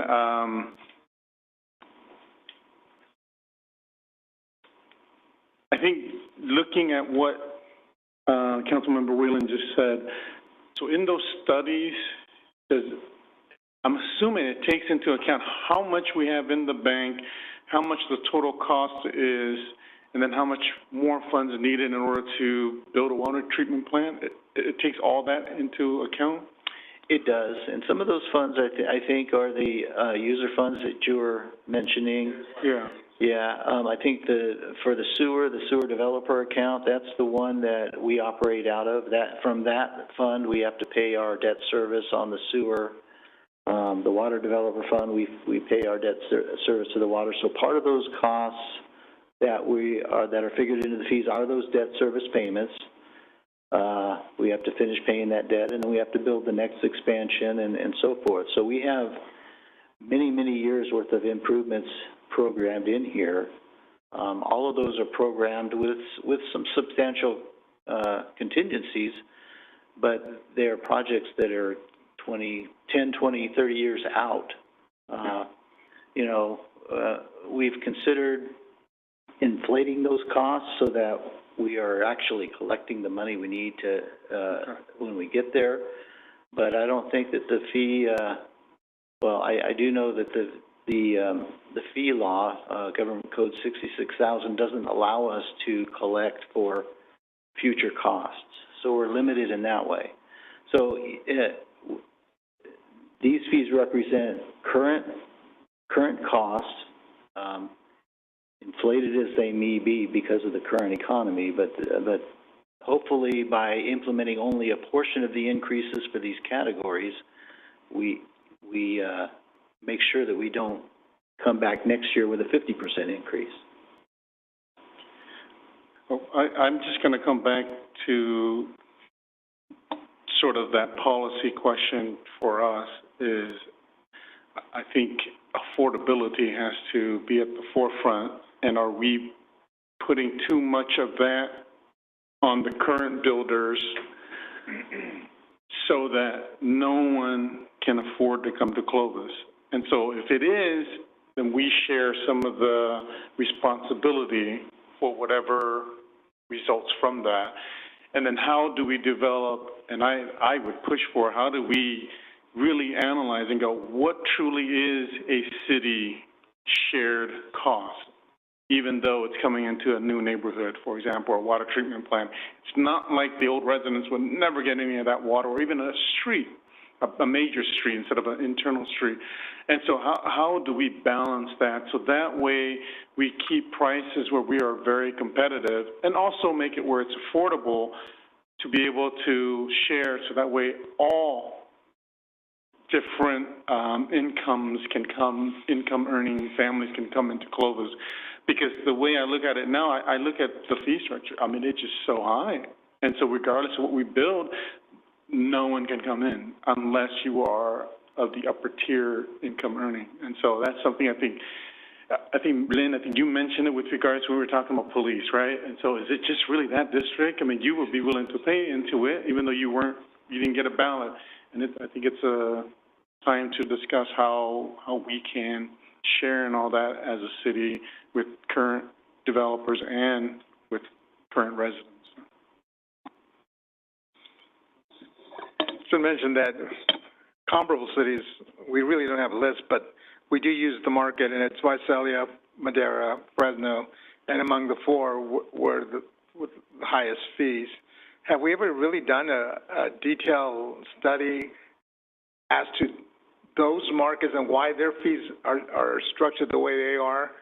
Why is there such a discrepancy? We keep hearing it from the developers and others that Clovis consistently has higher fees. And I've heard one explanation has been the city is actually, and the ratepayer is subsidizing some of that development. So does that account for the difference? Yeah, well, we did do such a study because Fresno is our main competitor. They're right next door. We did a really detailed study, and I think we may have presented that to the council. I'm thinking 10 years ago, something like that. 10 years ago? Yeah. Okay. You do? So basically, it did confirm that residential fees are much higher in Clovis than they are in Fresno. And there were graphics in there that showed that the sewer and water rates were the main difference between the two. And the reason for that is there's a significant portion of some of those facilities being built in Fresno that are paid for from user rates instead of from developer fees. That was the real simple conclusion of that study. The rest of the fees, the streets, the parks, everything was pretty comparable. And we repeated that study since then, 5 years ago or something like that. I don't remember exactly when. Time goes by so fast. And it confirmed the same.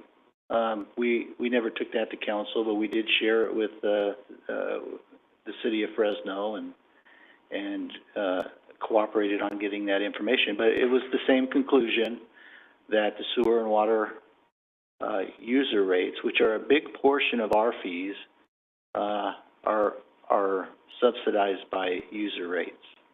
And so it's been consistent. So 10 years ago, a recent study shows that the difference is that Fresno is actually using their users to subsidize development.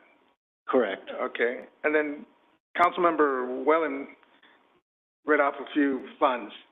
So what I heard you saying is those funds are actually piggy banks for future projects. Is that, did I hear you correctly? Well, so I'm going to have to look at which funds those are and probably sit down with Jay to see the ones, especially the ones with the large balances that you mentioned. But I think some of those are the user funds. I think Scott is still back there, isn't he? He could probably. They're user funds and Scott's coming up.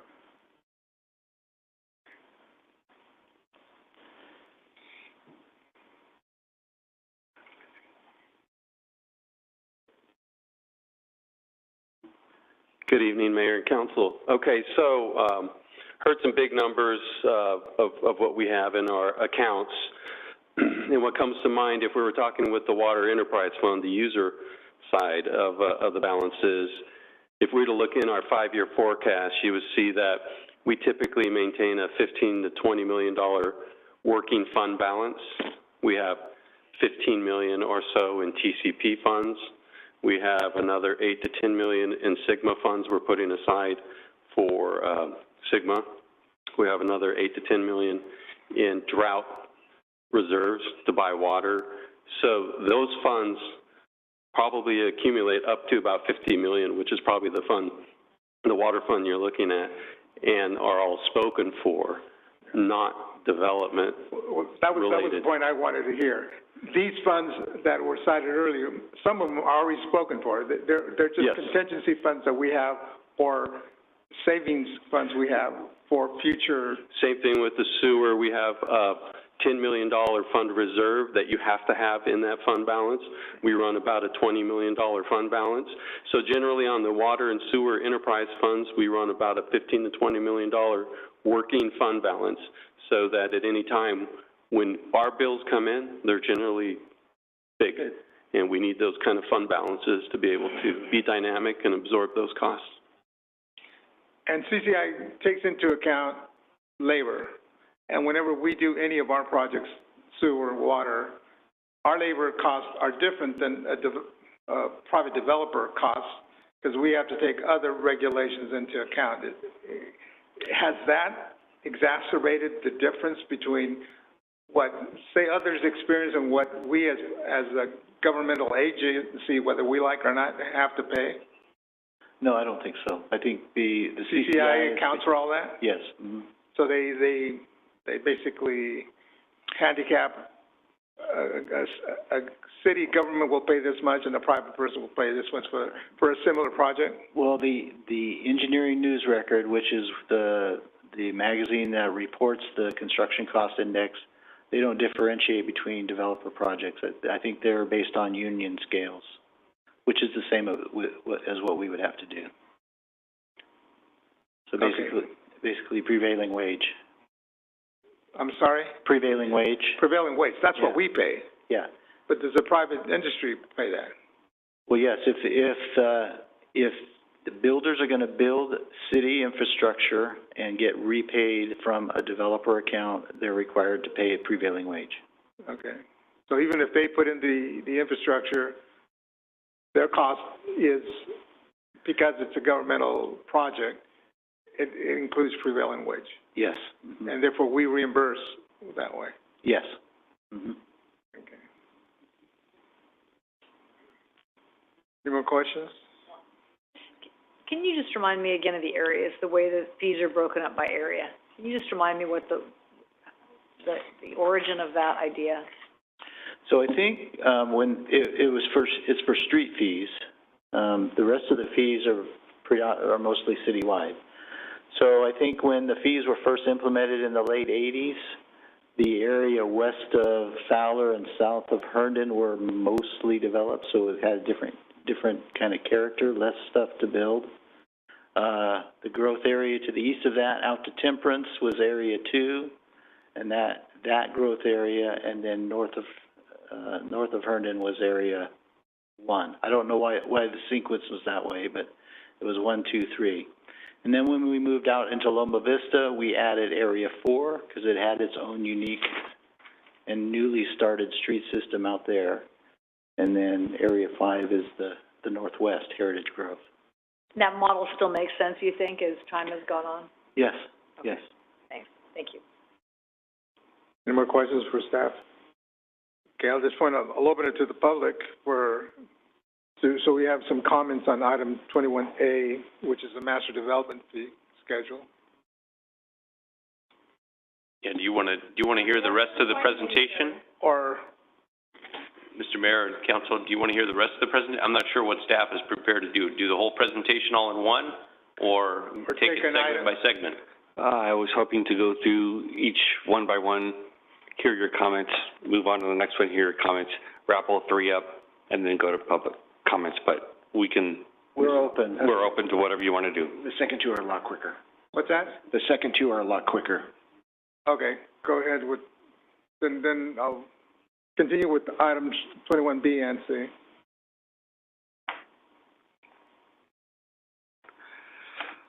All right, thank you. So item 21B, it's applicable to our plan check, inspection services, encroachment permits, and community investment program rates. It's our basis for charging staff time to capital accounts. It is our basis for construction element unit inspection rates for non-residential projects. It's our basis for charging staff time for services otherwise not covered in a fee category. And it also applies to a few of the charges in the planning division fee schedule that David will talk about next. Stakeholder outreach was done by engineering staff through email, and what we did is the current hourly rate is $119 per hour. We took a look at salaries, benefits, overhead divided by billable hours and also looked at what we expect benefits to go, and we are proposing $140 per hour.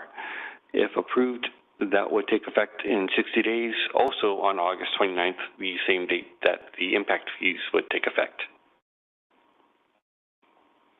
So, like John said, much shorter presentation, that's the end of it, and we're asking for your consideration. Just a quick question. So, metrics on turnaround time for plan checks, et cetera. So if I was a consumer, if I was a customer, I would want to not pay more and have slower service. So you all are working on maintaining that turnaround, that level of service, given all the factors. I get life is complicated, but I mean, is that still a part of your equation here to make sure? Yeah, that is, and to make it even better than what we have right now, because frankly, we can do better. Thanks. These fees, who uses our engineers? Is it mostly the development community, or is it private citizens, or is it a combination, pretty equal? Yeah, we're available to all, but mainly it's developers. You know, we get a few private citizens that might come in and ask us, you know, can you research such and such for us? And, you know, if it's a simple task, we'll just do it. But if it's a complicated records research for like a subpoena or something, then we would charge $140 per hour. And when was the last increase? Was it just last time? It was just last year, and we had adjusted from $115, which had been in place for quite a while. We used the CPI to adjust to $119 this time we just did a more in-depth evaluation, looking at what our actual costs and overhead are and benefits as well. And that's how we came to the 140. And currently then we're charging $119 for all the SB1 projects. Not 119, 115. Oh yeah, 119, yeah. Is that what we're charging for our, is it SB9? Well, anything that's got an hourly charge is based on 119. So any non-residential or multifamily inspection fee, you're going to put in sidewalk or you name it. That all of our rates right now are based on 119. Yeah. And my only thought is for those projects that are at SB9, can't we charge a higher fee there? Because it's us, we're doing it, our engineering time, where we're going to have to manage a lot of those, even though we contracted out. So I'm just thinking of, my initial thought was, since there's no complaints, just do only the SB9 with the increase and then keep everything else the same. But since there's no complaints about it, let's charge more for those state projects, the state money projects that are coming down. Well, the items that I'm presenting to you right now are mainly the engineering fees. We'll get into Dave's planning fees next, but these would be like our inspection fees, our document research, engineering tasks. A lot of the SB9 fees are largely planning related. Okay, so when I'm looking at that, that's planning division fee schedule. Okay. Yes, sir. I mixed that up. Sorry. There's a lot. There's a lot. So that's understandable. Any more questions regarding 21B? Okay, we'll hear 21C. All right, well, at that point, I'm going to turn it over to Dave.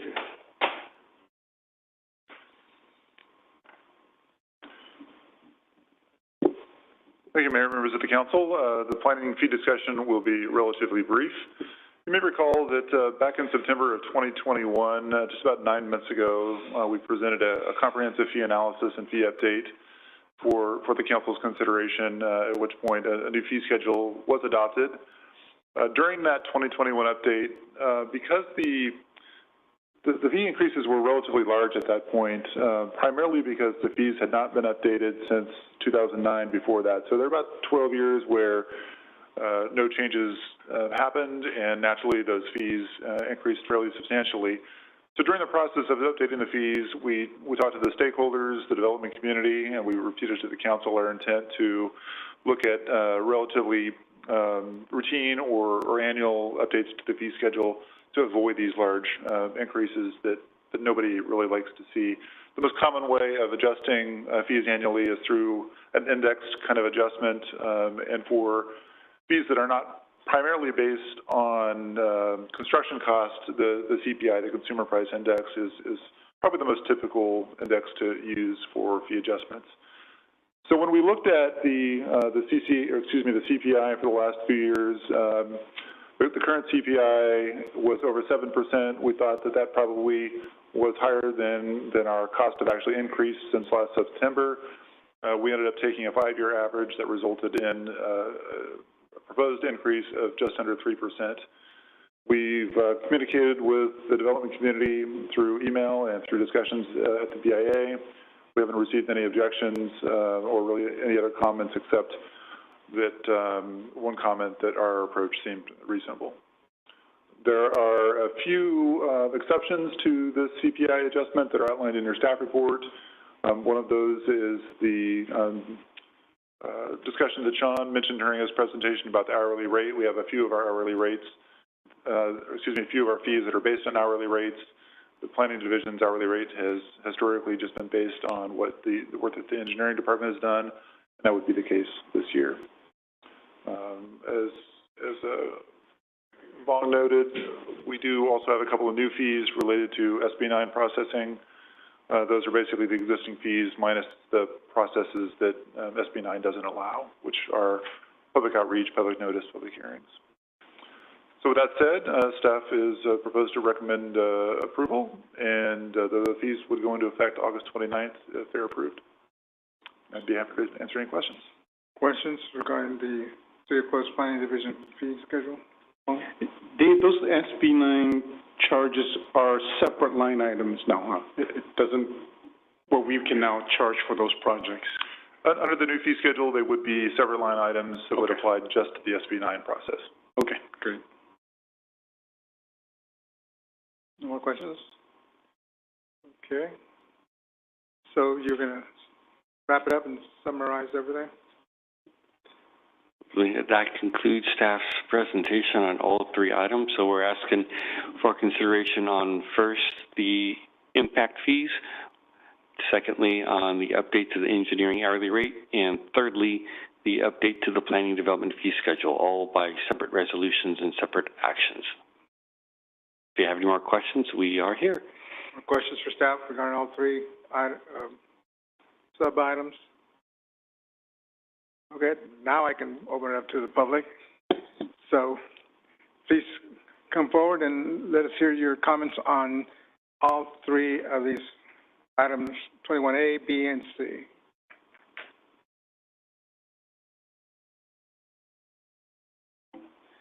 Good evening, John Bonadelli, 7030 North Fruit, number 101. Thank you to the staff and council for hearing us tonight.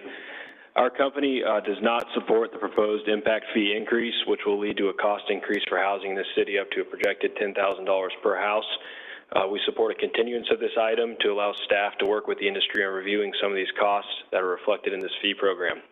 If council is unwilling to entertain this, then we recommend adopting the fee increase suggested by the BIA on June 13th, which is based on the CCI from December 2020 to December 2021 and is still a 9.9% cost increase. I believe a fee increase of the proposed magnitude will have both short and long-term impacts on Clovis's housing pricing and availability for housing for future potential Clovis families. In the short term, the cost of this fee increase will directly be reflected in the cost of housing in the city, which has already risen to tremendous levels since 2019 and is becoming increasingly unaffordable. Our industry for the last 18 months has been on the forefront of the current inflationary crisis our economy faces. Nearly all components that go into developing lots and constructing homes have increased in cost. Builders have been facing cost increases on a monthly, weekly, and sometimes daily basis, which has led directly to increased housing costs to the end user, the home buyer. Furthermore, mortgage rates have increased at an unprecedented speed in 2022, and the current rate for a 30-year mortgage hovers around 6%. A fee rate increase of this size will only make it further unattainable for many families to currently afford housing in Clovis. This will also lead to a short-term, immediate slowdown in building permits. Builders are recognizing right now that the market is becoming increasingly price-sensitive, and another cost increase of this magnitude will likely reduce the pace at which builders pull permits as we become more uncomfortable to release more spec houses into the market.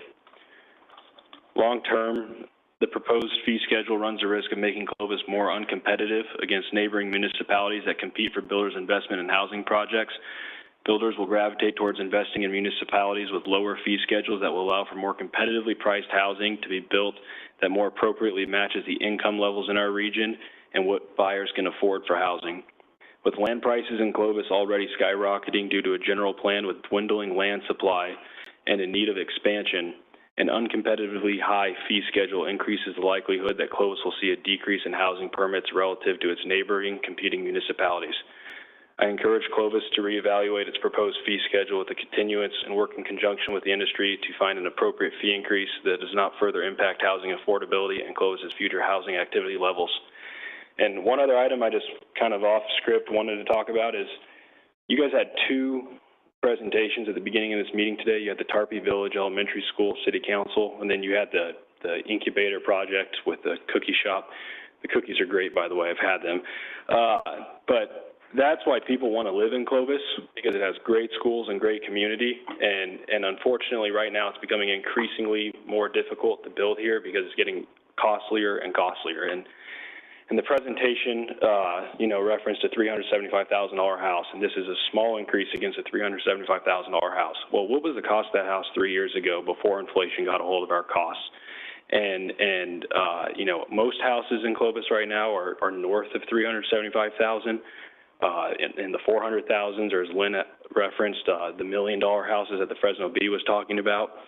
And these costs just keep getting more and more unaffordable for families. So I appreciate your time. I appreciate staff's time on this. We work really well with staff. We just don't see eye to eye on this one, but thank you.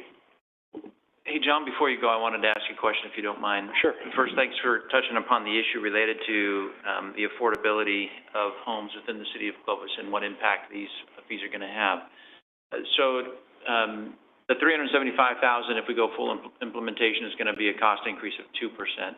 That doesn't feel like it's a lot of money. And then if we were to go to $400,000, and I don't know what Bonnadelli's kind of average price point is for your homes, but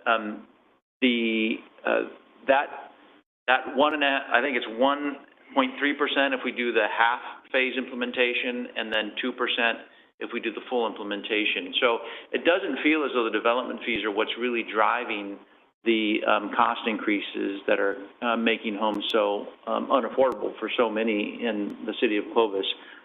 Is it mostly the land prices, or is it just these inflationary pressures for lumber, for even wages? Because it doesn't seem like the development fees are really the main cause of it. It's a lot of different factors. I mean, lumber is the popular one. Everybody read about lumber, and lumber's been, a pretty wild ride for the last 18 months. Is it like even up to 50% or 100% for some lumber, or where? It bounces up and down. The lumber price per board foot index, it trades on the commodity index, but yeah, we've had a lot of increases on just the construction cost. I mean, asphalt, oil goes into asphalt. That's expensive right now. Transformer boxes, those are tough to get.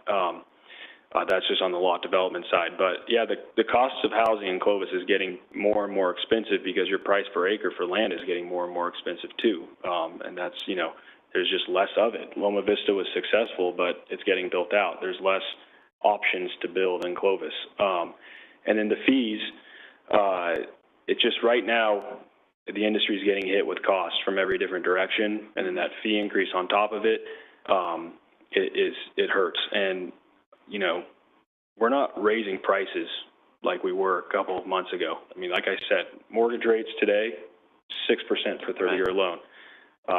That's like an unprecedented increase from January of this year when it was, 2.5, Brandon, 3? Yeah, so, it's just a variety of factors, and we're getting pretty price conscious. Okay. All right, good. Thank you. I appreciate that, John. Thank you.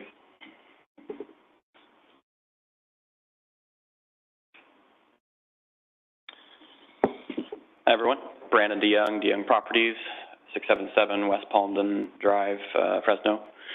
So, yes, thank you to the staff and council, mayor, for hearing all of this. A lot of work has gone into this, so kudos to you guys for all that analysis and putting this together.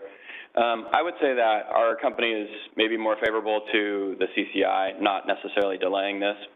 Unfortunately, the two options being presented are not, I should say the increase of just the CCI is not one of the options being presented tonight. But I think our company would be more favorable to that because we understand the need for some level of increase. Costs are going up, and it's understandable. So I would say that's where we lean, just for the record. I would say, and then with the idea of reevaluating where costs are going next year, whether they're plateaued, whether maybe they're coming down. I think the bigger issue here is the state of the economy and where the market's going. As John referenced, interest rates are going up, and they're not stopping. They are still going up. We saw a rate sheet, saw a rate sheet come through today that literally had 7% on there now. So that's not maybe the average yet, but it's still going up, and I think it will continue to through the rest of this year. I will say that not only that, we're actually seeing the actual effect of these changes in the market with home buyers. Way less foot traffic. Sales are starting to cancel at a much higher rate already. Sales pace of new contracts are slowing significantly. We submitted a letter of comment already, so I encourage you guys to maybe reread that. We had a lot of good statistics in there about this, and I submitted that maybe a month ago, and things have gotten worse since then.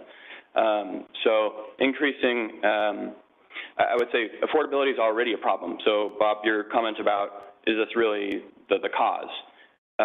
Maybe it's not the overwhelming cause, but people are already dropping. People are already unable to afford. And so adding more is just piling on at this point. this kind of gets to, I think, that bigger question of the concept of the policy here. Obviously, as a developer, I think we would be more in favor of the city in general helping cover these costs. I don't like the word subsidy because it sounds bad, but the idea is if you want to encourage growth, there's sort of a positive aspect to that, I think. And I think citizens, if they want growth here, they may be receptive to the idea of helping cover those costs and share the costs. I mean, not cover, but share the costs. So that's not just all on the developer to cover it. And when we say on the developer, it's actually not on us, it's on the home buyers, right? Because we pass that along. It's not us, it's them. And ultimately, it's the rest of the city, because if they can't afford it, they're not buying homes, and therefore no one wins. So it's not good for anyone, and ultimately what that means for us, when we know that there's competing cities nearby that have way less fees, it means for us, we're going to go to another city. We're going to explore land deals in other cities that have a more favorable business opportunity for us. And just round numbers, if we're talking the new fees here, $50K, we're talking maybe 30 in Fresno, just very round numbers, but that's a significant difference. And this has a direct impact on us being able to negotiate for land deals in Clovis.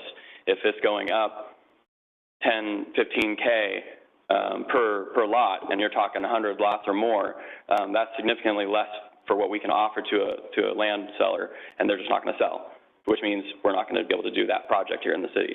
So there are direct impacts to many aspects to all this, but it's already a problem, so this ends up being kind of a piling on thing. Again, we understand that there are costs that are going up, and we understand the need for this. So maybe doing the CCI at least and exploring where are the costs going in this next year, because as they pointed out, things are fluctuating significantly. Think about lumber, as we just mentioned. Yeah, it probably doubled. It probably was 30K for one, a lumber package for one home, and turned into 60, 70K in a span of like 6 to 8 months this last year. But it came way down, and it went way back up again, and it came back down again, right? So they're fluctuating significantly here. So I think giving it maybe a little bit of time, a little bit more time to kind of level out maybe, especially if the market turns. If the market turns and everything slows, costs will come down because there's not as much demand, right? It's all economics.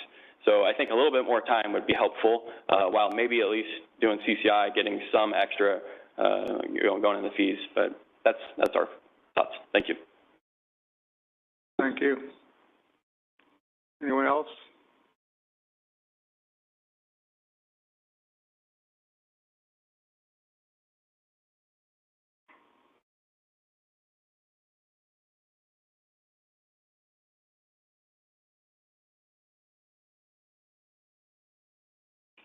Good evening, Mayor, City Council.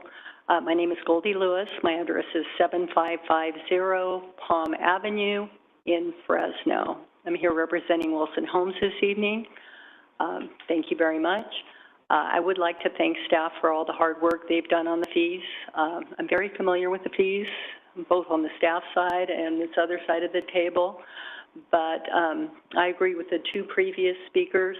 I think the CC&I is the appropriate way to go. We all realize that costs have gone up, but we believe they're spiking right now. The other commitment as an industry is we are committed to work with staff and review these fees. We've seen especially large increases, as Mike mentioned and Sean, on the sewer and water fees, and the numbers have doubled in some areas. We've requested the detail, line item by line item, so we can review and see where those adjustments were made. And that information has not been made available to us.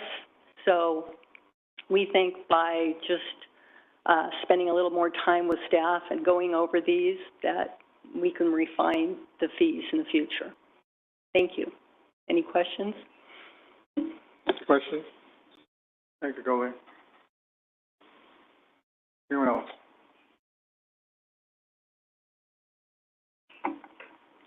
Good evening, Mayor, council members. My name is R. Kellerisian. My address is 389 Clovis Avenue, Suite 100. Just like to provide some input as I've had the opportunity to attend some of these meetings with Goldie and a couple other members of the BIA on a subcommittee looking at some of the details of these fees. And clearly we're in a uncharted territory with costs and how we're looking at projects and with inflation. I have the opportunity to work on both multifamily and single-family and commercial projects, and they all have their different challenges. And I think this is hitting home in a lot of different ways in all types of real estate development projects. I think we all kind of came into this surprise because of the yearly CCI increases that have occurred since 2018. I think when you total all those up, it's some number between 10 and 20%. Maybe Sean has the exact number that we've increased the fees from 2018. And then when you look at kind of this idea of whether looking at the fees as a percentage of the home price or looking at lost revenue, the reality is we're all in this together to try to figure out the appropriate level of fees so that the infrastructure could be built. So it's really about what do we need, what resources do we need, and I think what I learned in 2018 is that we're here, we all need each other, and the reality is we just need to figure out what the right fee number should be, and that's where we kind of call into question some of the detail and the information that we're trying to get to so that we feel comfortable and confident that the fee update has been substantiated, because it is very complicated. And I want to commend staff for taking every meeting request and putting a lot of information on the website. I mean, a number of spreadsheets and details, and it can become overwhelming, but as we've started to dive into them, I want to just provide a little bit of what I saw just looking in from an outside perspective, like, okay, what's happening here? There are a number of big ticket items in the sewer and water categories. And if you look at some of these, I'm just going to give you some of the numbers. This is all information that's available online. There's a couple of spreadsheets that staff has provided. The two phase 2 and phase 3 expansions for the sewer treatment, they went from 20 million in 2016 to 30 million, just round number. There are two 20 million gallons, 22 million 5. This is in the water.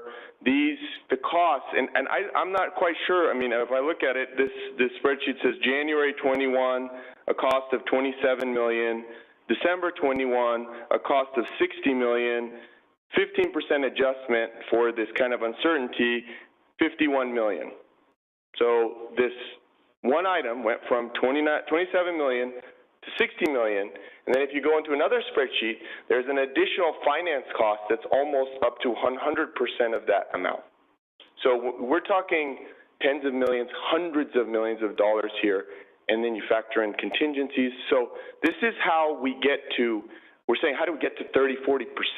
It's just compounded. And so these are kind of what was referenced prior. This is kind of the information we're trying to get. There was another 22.5 water item that went from 29 million to the adjusted 56 million with 53 million of the finance costs. So you put all of these numbers together. There's the tank numbers that we've requested. I think in my estimation, we're trying to focus on these big increases. Some of the things, you look at it and it went up 10%, and you're like, well, yeah, I'm sure it did, you know, but when you see these bigger items, that's what we're really focusing on this subcommittee. And when so that's really the verification that we're looking at and trying to say, how can we feel confident that these numbers represent really what we need to be able to provide that infrastructure? And, you know, when you look at some of the totals, I think we have to say, yeah, maybe it is only a 2% increase, but if you have fees, and I was just looking at one of the examples, you know, because it's all based on units per acre, but if you have fees, let's say in Area 5 that are between 39 and 46K, something like that per unit, it's actually a bigger percentage of the home cost. So yes, the increase is that 1 to 2%, but the total impact fees Maybe it's 5 to 10%. I don't know. It depends on what home price you use. So I think that's why this is a critical item. And early on in the discussions, the BIA recommended that we go with the CCI because it buys us time. It's what we've been doing, and it allows us to see where things will settle in the coming months and really dig into the detail. Because as we ask questions about this, you know, staff has hired some consultants. The consultants provided these numbers. These numbers went into the spreadsheets, and we're saying, well, how did the consultant come up with these numbers? Can we validate these numbers? Should we get a second opinion and validate those numbers and maybe have another engineer or municipal services firm look at what these fees can or should they be, because these are unique projects. I'm a little less focused on like the pipe costs, because we all can look at our pipe cost project, street project, but some of these are very unique engineering items, and so really, but they're really moving the numbers because they're big ticket items. So possibly doing that. We too have asked for the city comparison to say, okay, where are we at with all the cities? What are they doing differently? What's Visalia? I have not had the opportunity to work much in Visalia, but clearly their fees are lower than ours based on what we've heard in meetings. So I think the whole idea of doing CCI, it gives us time to substantiate the costs, to explore other possibly methods. I mean, if we have something in our budget, and just the way my mind thinks, if something goes from 30 million to 60 million in potentially 1 year, I'm going to pause and say, maybe, is there a different way to provide that service? Is there a different methodology? Is there a different material? I think the numbers are so big that they warrant that. And so, we'll be there. I'll be, as long as I'm invited, I'll be part of those meetings asking questions and trying to be part of the process. But I think that's just my comment is working towards something. The numbers should be what they need to be for the infrastructure to be provided, for the city to be fiscally responsible, and for development to continue. So I'm happy to answer any questions and continue to be part of that process. Question? Yeah, thanks. Arkel, I appreciate your points that you made. I want to kind of take a variation on some of the comments that you've made. We've talked a little bit about affordability in the city of Clovis for homes. Right now, Heritage Grove, one of your clients, has been, one of the more prominent areas that is of growth for the city of Clovis. I don't know the article that talked about $1 million home. I don't know if it was in Heritage Grove. The question was asked, where are these people coming from that can afford homes at the prices that are likely the price point for Heritage Grove? And then secondly, do you believe that at some point land costs are actually going to start to be reduced in order to allow for either additional homes to be built, or is it just, the land costs are going to continue to be what they are, maybe even go up? Yeah, I think on the first item, I'm not sure I'm not sure of the article specifically, that home. I can speak to the one project that I did work on where we had it was a multifamily project, the row, and we had some people from out of town, some people in town, some people in a roommate situation. So I think we're all trying to look at the market, and as has been my experience in the past, the buyers come from a wide range of places and a wide range of demographics. I think that's the great part of living here in the Valley. So I think the big question mark we all have now is, with interest rates being what they are, what does that really mean? Because part of, I think, this growth in the price of real estate has been the low interest rates, because you can simply just afford more home with less down payment. You can get the financing you need. It's just one of those things where, with interest rates being high, I'm not sure what's going to happen.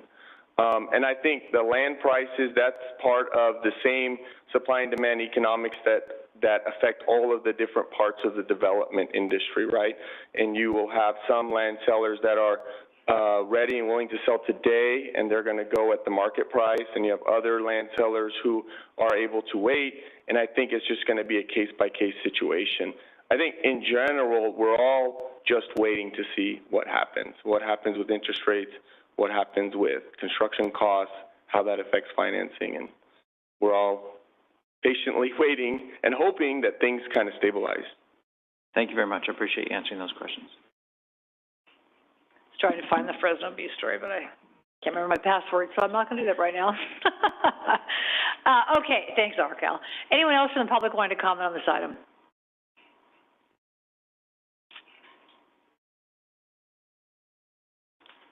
Good evening, Mayor Pro Tem and members of the council. Doris Semi with Granville Homes. A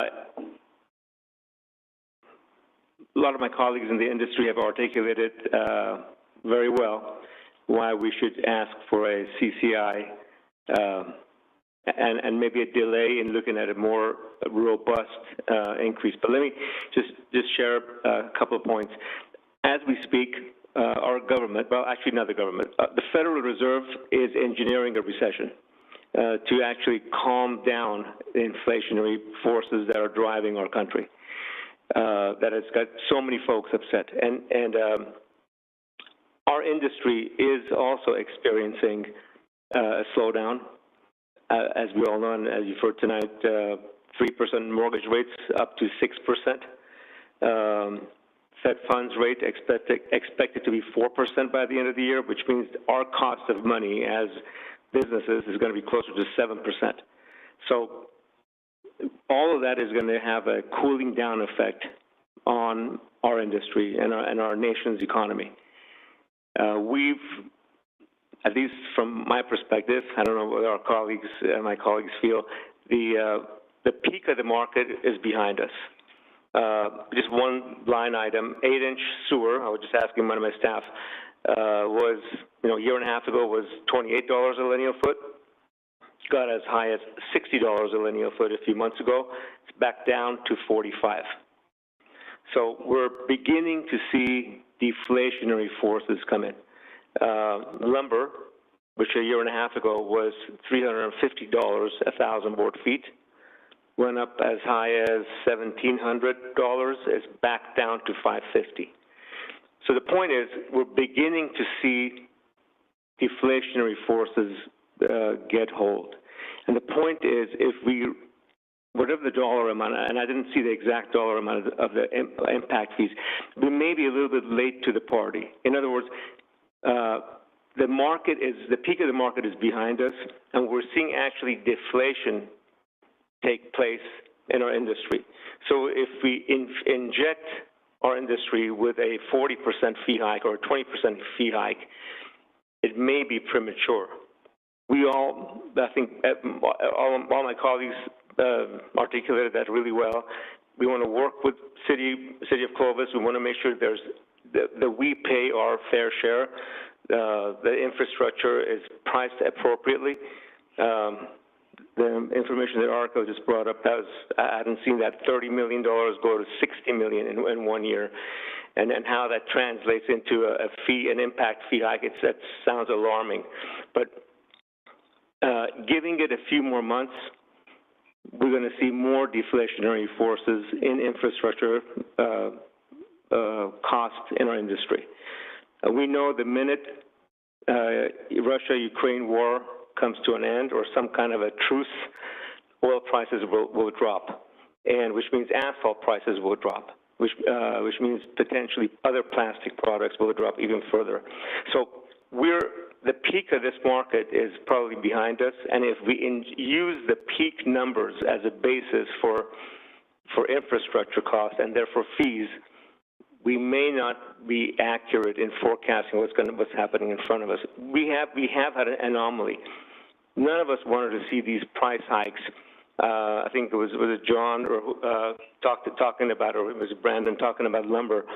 Lumber cost per home went up more than double. In some cases, 3 times more. We were paying $15,000 to $18,000, and paying close to $75,000 for the same package. But those numbers are down. because if you look at lumber futures, the mills know permits are down, starts are down, and this is just the beginning. You don't need to be a rocket scientist to figure out a 6% mortgage. The pool of folks that qualify at that number are substantially smaller than the pool of folks that qualify at 3%. So, and it's really, the Federal Reserve needs to curb inflation, and so they're engineering a recession, hopefully not a painful one for all of us. So that's just for your consideration that we are embarking in that era. I think 6 months from now, we're going to be talking about, can you guys pull more permits? And we're going to go, we just don't have the buyers. If inflation doesn't get under control in July, I wouldn't be surprised to see 7% mortgage rates. We hope that doesn't happen.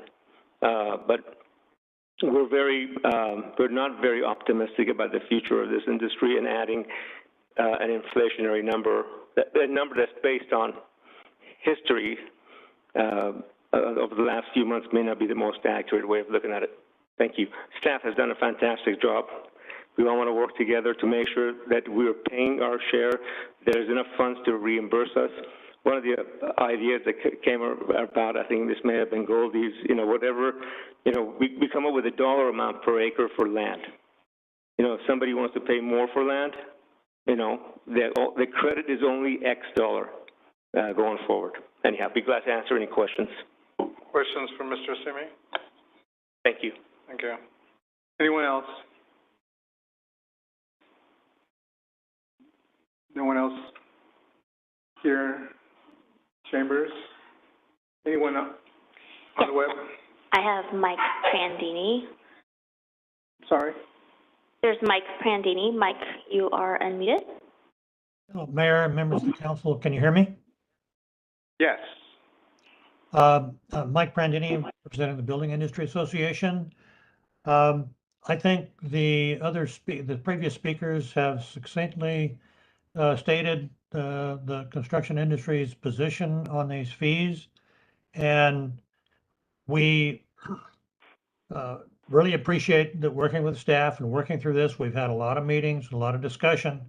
We just happen to disagree with the assumptions they're using for future costs, because as a couple of the speakers indicated, that we have seen the peak, and we believe that the peaks, those costs will come down in the future. And we think we need to take a look at some of those projects that are very large and contributing to a major degree in the amount of the increase. So that's why we believe a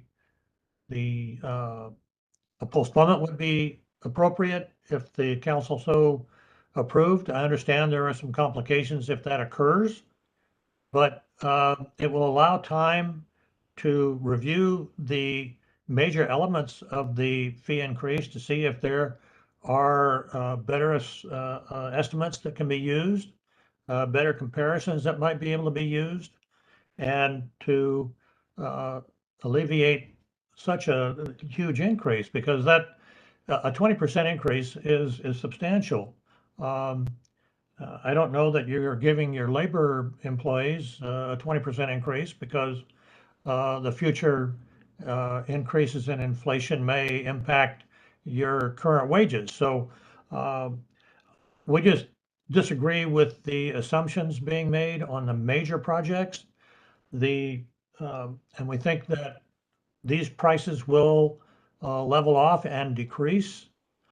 So if the council doesn't want to postpone the consideration of these impact fees, we request that use the CCI plus the administrative charge, which comes to 9.9%, which is still a substantial increase. And then, as a couple of speakers indicated, BIA has offered to work with staff to dig into these project numbers to determine what is causing and where these numbers are coming from that creates such huge increases. So we think it's appropriate that the lower number be used, and we continue to look at these numbers, and over the next several months, to find out what the root cause, is it just an estimating cost, estimating error? Is it, something that we're not aware of that is driving these costs so high?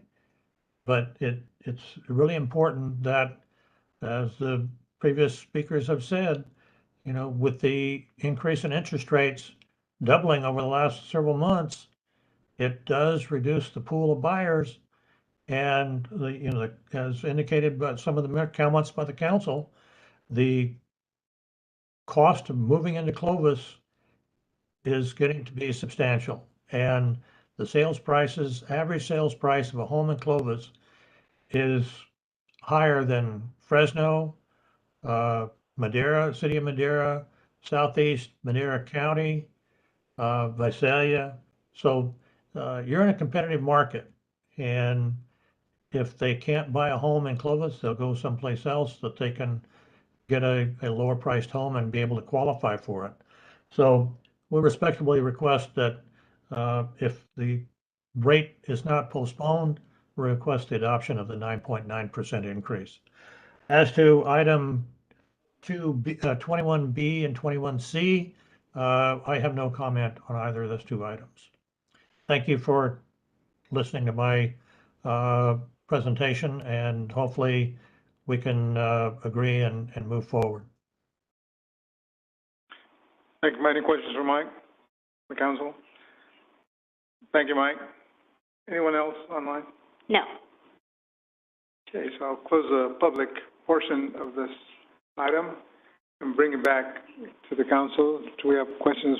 I have one more question for Scott, I think. Scott, for AB 602, if we applied the fee increase tonight at 9.9 or whatever the number might be, and then we adjust it, we decide to relook at it in January, whatever, does the AB 602 kick into a, like, can it be the same fee increase, or would it trigger the AB 602 work? Sorry, I'll read it precisely from the updated code section. It's Government Code 66016.5 for those that may be following along. Let's see. It's basically the nexus fee study itself. If that is adopted after July 1, 2022, then that triggers the fee calculation based on square footage. I guess maybe staff can clarify for me. What the developers are asking for is just a CCI increase. Does that necessitate a nexus fee study, or is that just based on CCI and you don't have a new nexus fee study with that? Well, I think we were anticipating not dealing with at this particular update. So I think, Scott, you and I are going to have to delve into what a nexus fee study means. If we're just adjusting costs, is that a nexus study? I don't know for sure under this law. So we would have to kind of figure that out as we do the next study. If we're doing a new nexus study, I think it's clear that it applies. But if we're just adjusting costs, making cost adjustment, I don't know for sure. And that, I guess, Council, that's what I was suggesting too. I'm not sure. Historically, when you've gone just CCI increases, has that been part of what we would call a nexus study, or just a cost study? Or is there really a distinction there? It's just an adjustment, and the code allows for either doing a new nexus study or a CCI adjustment. And so in the past, when we've done just the CCI adjustments, it hasn't been, I guess, what we would call a nexus study, or how that term is even defined in the new provision. So, but Mike and I and staff probably would need to look at that. If it's just going to be a straight CCI increase, whether that is really, does need to be supported by a nexus study, or if it's just the above and beyond the CCI that the council has previously done, or based on the city's current code allows for, that obviously would be a nexus study. Anything above the CCI or anything above what's allowed for in the code would necessitate a new nexus study, which would trigger the 602 requirements. But AB 602 was anything after July 1, right? Is that? If the study is adopted after July 1, correct. So if we adjusted the fees tonight, it's June, whatever the date is today, it's not going to cause AB 602 to take effect. But if we adopted it tonight with the provision that we're going to reassess it I'm making this all up, that we're going to reassess it in January, is it still under this action that it wouldn't cause AB 602? Or if we're going to look at it again in 6 months, would that cause AB 602 to have to take effect? That make sense? Yeah, I guess what you could do possibly is adopt the fee study that's been prepared tonight. So you beat the July 1 deadline. But within that fee study, I mean, you could approve fees at any level up to the fee or something less. So staff had suggested phasing it in, splitting it up over 2 years. That's certainly less than what the amount of the fee study justifies. The CCI is less than the fee study justifies. So adopting the nexus fee tonight or anytime before July 1 would satisfy that AB 602 requirement, but then I guess approving fees at less than the authorized maximum amount in the fee study, I guess, is within your discretion as well. Okay, thanks. Bong. Did you say Bong or Bob? Bob, I'm sorry. I thought we always know that we've had to make a nexus between what we charge for our development fees and the cost of what it is we're building in order to support the development that's taking place. The new legislation, what was it, AB 601? AB 602 focuses or seems to call out specifically a nexus fee study. Is that different than, I guess this is the pending question in my mind, and I think, Scott, it's your question, maybe it's also staff's question, is calling out for a nexus fee study anything different than what we have done in the past, or is that something we don't know the answer to? I think that we need to investigate it a little bit more, but my thought is that a CCI adjustment is not a new nexus study, it's just an adjustment in the costs. But that's what we've always, well, not always, but that's what we've done since, I don't know, 2000, whatever, 19, 18, 17, something like that. Yeah. So we were not required to do a nexus fee study. Is that right, in the past? No, all we did was choose the construction cost index and adjust the fees by that amount. Okay, but under California code, this whole concept of a nexus fee study is brand new in this upcoming legislation, which goes into effect July 1st. So we've always had to do a nexus study. The last nexus study we did, which was basically evaluating how fees should be allocated to different types of development, evaluating what needs to be paid for as a result of growth, and determining that nexus and establishing the fee was when we did the sewer master plans after the general plan was completed. Between then and now, we've just adjusted costs, which is an element of that study, by the construction cost index. So I guess what I'm finally trying to get to here is that, let's say that we just say we want to do another CCI, like we've done for the last few years, another CCI increase, and we don't do a nexus fee study. That should not be problematic because this new law doesn't take effect until July 1st. Right.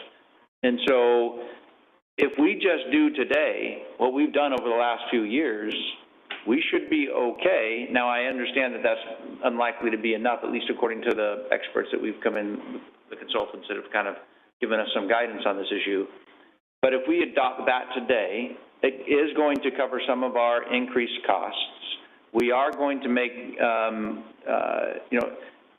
the new legislation is not going to be affecting us because it goes into effect July 1st.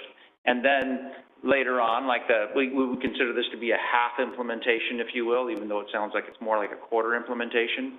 And then we make the adjustments, 6 months down the road based on answering some of the questions, which I think have been reasonable questions that have been brought up by the development community.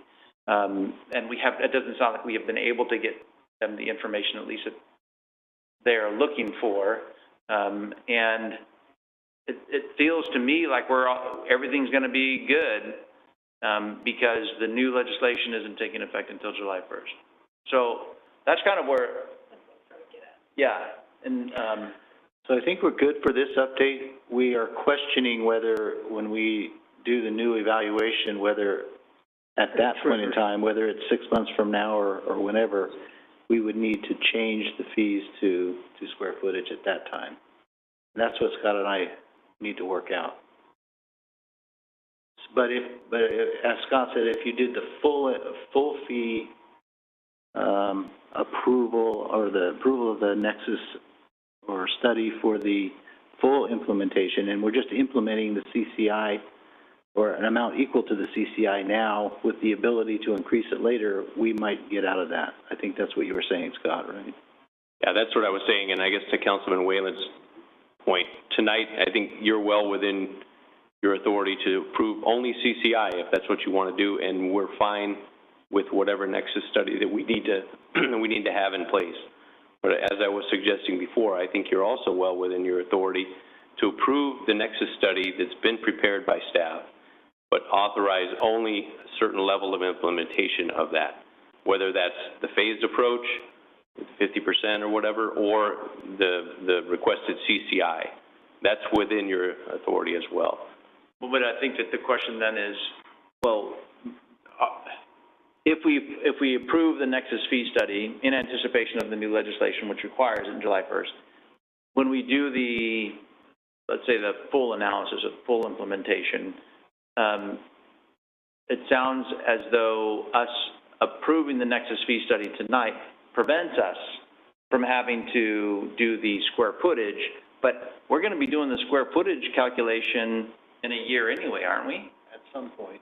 Well, at some point, that's what the requirement of the law is unless you make certain findings. So there's that initial requirement that all fees be imposed based on square footage unless you make certain findings. So I'm not to suggest that we couldn't make those findings at some point in the future, but it would be an additional hurdle or step that the city would have to go through. Thanks. That's been pretty helpful. So just to kind of get the discussion going up here, I think that my proposal is kind of lining up to be, we approve the nexus fee study, we increase consistent with the CCI, which is apparently 9.9%, and then in another 6 months, hopefully the communication between the development community and our staff continues to be fluid, and that we would have some of the answers to the questions related to the development community's concerns about these pretty steep increases that we've seen. And who knows what's going to happen in the next 6 months. I mean, maybe some of these costs will drop a little bit, but I don't know if that's going to have an impact since we're already adopting the nexus fee study. But maybe some of that back and forth between the development community and staff is going to moderate some of those increases over time based on what the economy does over the next 6 months. So just for council's benefit, that's kind of the direction I'm thinking. I have something to interject when you have a chance.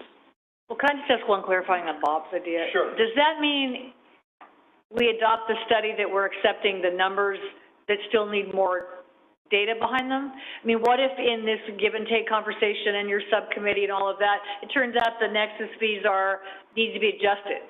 Do we just come back and amend what we have before us tonight, or are we committed to the 30 to 60 million, or whatever those numbers were? Those were big numbers, you're right. So does that make sense? I don't want to accept the study if the numbers turn out to be in need of revision. Am I accepting them as they are, or can we adjust them based on the subcommittee work? The current study, I guess, has those numbers, so you would be accepting those numbers. Now, if they were to be amended at some point, we'd have to amend the fee study, so it could get more complicated at that point.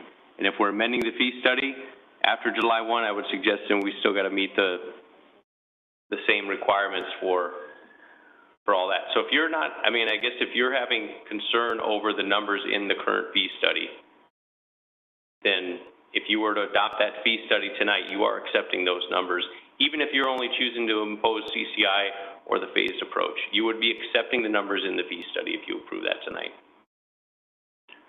So, Drew, let me just ask a question. Are you going to ask for the fee study? I don't want to leave this before we go. Okay. Okay.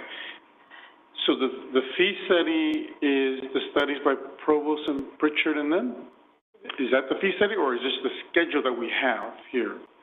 Well, the fee study is all of the information behind the fee schedule that you have. So staff studied costs of the various elements of construction for the streets, for the parks. We worked with the fire and police departments on the fire and police fees. We took a look at our administrative costs, which we're not proposing an increase on those, because those are a percentage of the fees. And then, yes, the Provost and Pritchard and the Burchard and Flynn added to that. All of that comprised the fee study that we're talking about. I don't know about the other council members, but if that is what we're approving, shouldn't we have that information? Just like when there's a GPA, there's an EIR, we get all the EIR. So that way we can have an intellectual discussion, not that we don't believe what staff is interpreting in that study, okay, because you've always done a great job, but that allows us to now really answer if they come up and say, hey, 30 to 60 is, not right. Instead of us going, well, look over there, because we don't know. But if we had it, we kind of look at it, and if we wanted to, we can look at the 200-300 page thing and go, I agree with Provost and Pritchard, sorry, I agree with their study, and I agree with staff's interpretation of that study. So I feel like we didn't have that. And so, because now we're talking about a nexus study, which we didn't have, but then it seemed like we already all agreed that we agreed to that nexus. There's a nexus already there for us to increase these fees. So, but I like Councilmember Whalen's idea. But I don't know, Scott, is that, Mike, is that too much? Yeah. I mean, no, it's not too much. If that's what the council wants to see on future fee presentations, we certainly can provide that. Only because when those questions come, then we can kind of be ready for it. And also if they present those, we can kind of look at it. Drew? We're being told that we have an affordable housing crisis. We're getting sued because we didn't build enough, even though we don't build it. Now we're putting the building industry in a more difficult situation because we're raising the fees that would be needed to build, well, relatively affordable housing. I mean, I recall what occurred, and I know everybody else does too, during the last recession when we had a lot of foreclosed houses that had been purchased probably in the last 5 years. Before they went, people just had to walk away from them because the market crashed. And when those people walked away, the other users had to pick up the fees for sewer, water, and everything else. I'd hate to be in a position where we force these larger fees onto the people who are buying houses, and then either find out 6 to 8 months from now that it wasn't as bad as we thought it was going to be, but they've already had to ante in at that price. I'm for the CCI, and I think there's a debate on whether we should accept these numbers, because if we do accept these numbers, we're accepting them, right, Scott? If I understood what you said, if we accept the proposed numbers, we're giving them some validity. Is that the numbers from the study? Yeah. Yes, you're committing to those numbers. Yes, not that they can't be amended later, but right. If they are amended later, we would have to meet those requirements. I mean, I think we should do the 9.9%, whatever it is. Don't accept the numbers, and then we can study that a little further, because we're going to have to do it anyway, it sounds like. So those are my thoughts. All right. Let me chime in here. I'm giving everybody an opportunity to speak. So what I heard, Scott, you said is that as the council, we have the discretion to basically accept what staff is proposing all the way to the full amount of the fee increase, but the implementation could be measured. We can do what, the half of the implementation, or even the proposal being given by BIA of 9.9 of CC, which is CCI. So it's our discretion. We just say yes to what staff is proposing, but how it's implemented, we have discretion on that. Right. Okay, so it could be what Bob has said, it could be what the half of the fee, so we still have discretion up here. And Long, to your point, and it was made pretty clear in the presentation, is that if there is a $30 million difference in a project, that's a policy issue. It's just not I don't see that as a ministerial issue. If it's going to cost the city $30 million more to do something that we wanted to do, that is a council item. That is something that should be made public and brought before us, because at the end, we established the policies of this city. And is it feasible or is it correct to commit to a $60 million project without ever giving it the light of day and try to find alternatives to that $60 million project when we were first told it was cost us, say the $30 million. So the assumptions being made here are probably educated and professional assumptions, but are they, so let's say it's absolutely correct. That assumption is what the experts told us, what our consultants told us was absolutely correct. Does the council still want to go there? That's still an issue and Vaughn make a great point.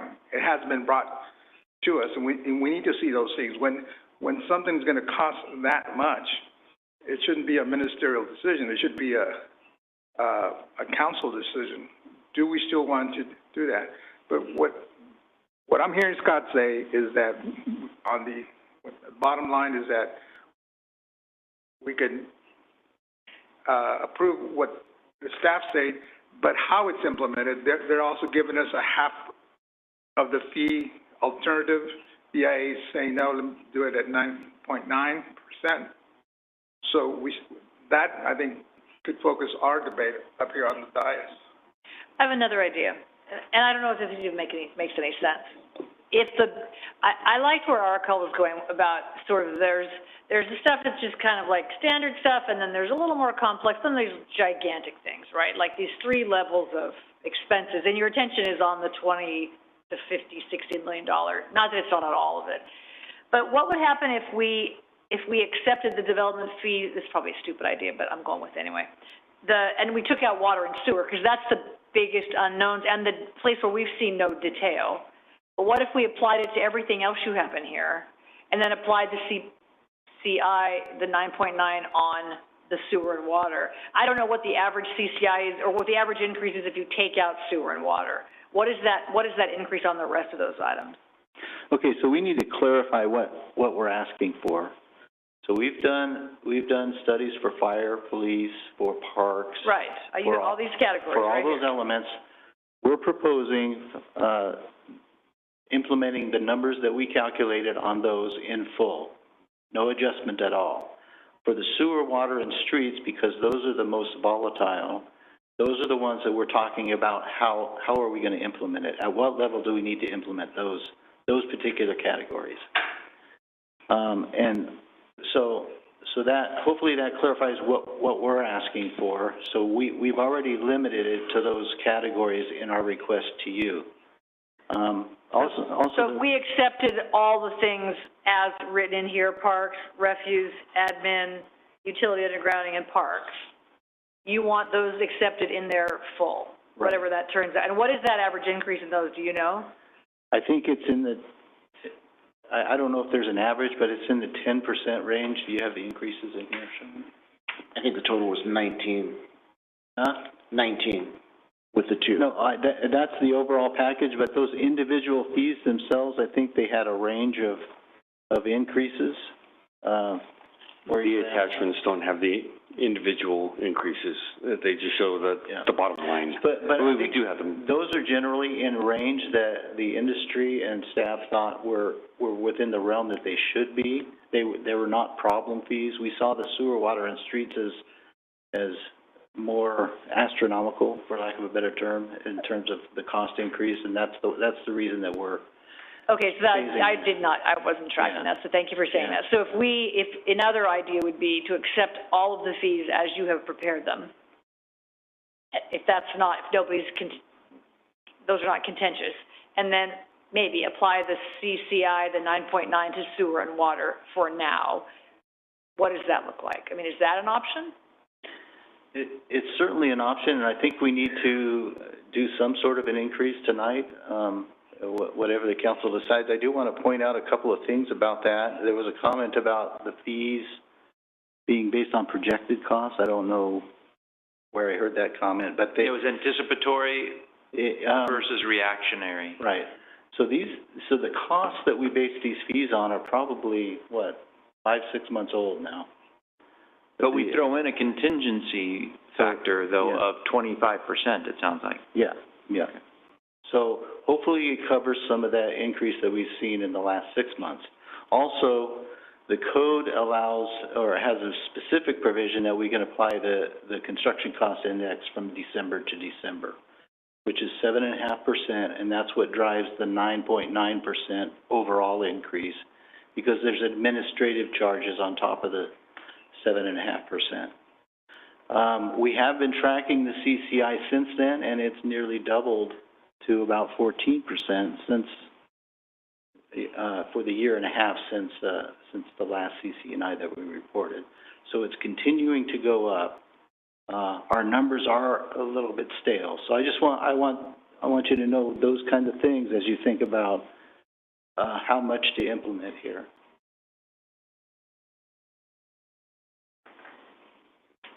That last point's significant.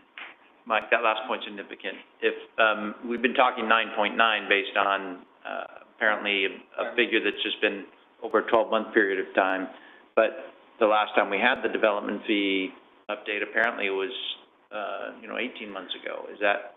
Well, it's because the CCI is based on 12 months between December and December, so it's 6 months old at the time that we bring it to council. That's the way the code is written. Okay. Yeah. All right. So I just had kind of a question, kind of a technical question for the resolution that we're being asked to approve related to these development fees. The third paragraph of the resolve, it says the types, amounts, and purposes of the fees to be adopted by the County of Fresno. And it says are indicated on the master development fee schedule attachment. Then it doesn't have an attachment. And in the Clovis Municipal Code and the City Council of the City of Clovis does hereby find that the fees are in compliance with applicable state laws, including Section 66,000 of the Government Code. So help me to understand a couple of these phrases. It says the types, amounts, and purposes of the fees is to be adopted by the County of Fresno are indicated on the Master Development Fee Schedule. So what role is the County of Fresno playing in this? You want to get that, Sean? So the county and the city executed a MOU several years ago, probably many years ago.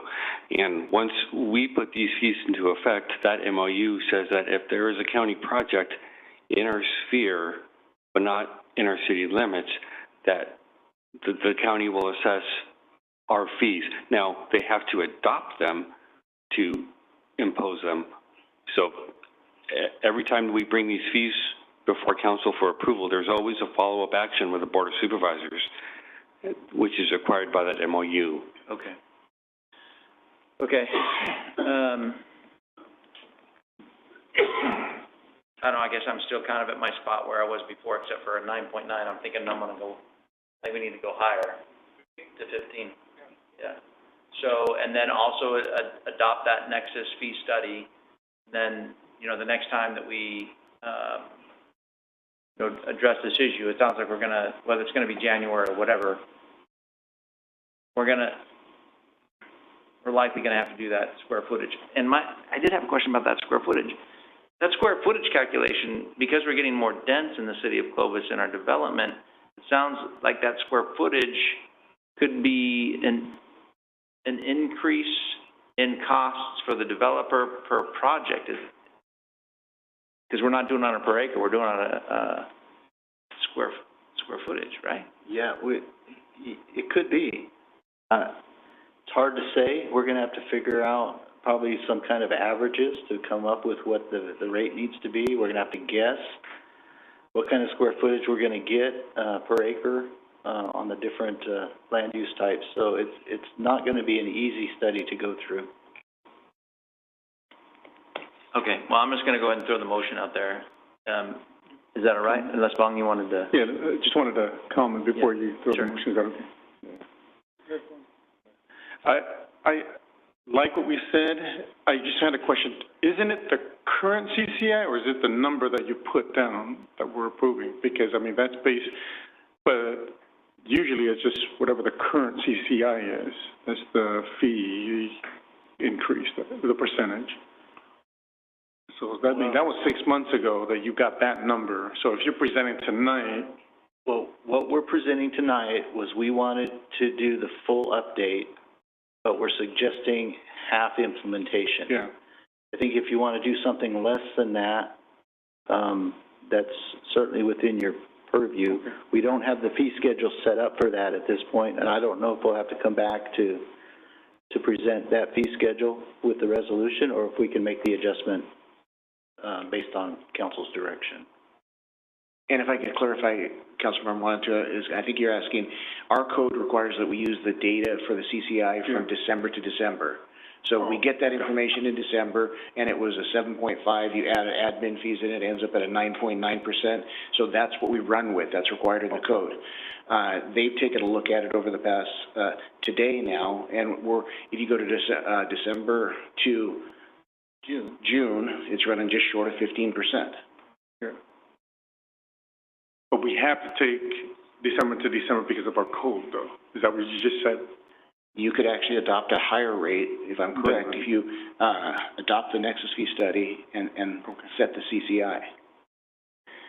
All right. Well, with regards to, we're talking tonight, I think there's the fee itself, but there's a bigger issue with regards to, and I think Councilmember Messenger said this, with affordability within our community and how we play a role in it. And I think the fees are part of it, but I don't think the fees are all of it, because I think you as developers also have to work with us in how we can provide a product in which more different income levels can come into the city. But where we are responsible for, I think we have an obligation to really relook and rethink that, and whether it's reassessing the big projects and saying, okay, should this be shared or not. I would like us to start that discussion so that way we can really have a better policy on our end as a city moving forward, so that way it's not always our fault that we can't. I mean, even looking at multifamily, it's over 20% of an increase. So if someone wanted to build anything multifamily anyway, I think that is a high increase for them. And ultimately, like we said, the cost is just borne by the consumer. Whatever we charge, whatever the consumers, the builders charge, they're paying for it. The consumers are paying for it. So I also feel sometimes when we implement costs that are too much, we punish the builders that we know, in that they're the local ones who we have trusted. But if we price them out and they all go to Madera, then we'll just get these national builders who will not have a taste and a feel for us, because then they will be the only ones who can afford building our city out. And so that relationship there, I think we really have to take that into account as a council, not as staff, because you need to just look at the cost, but we need to look at that as we move forward too.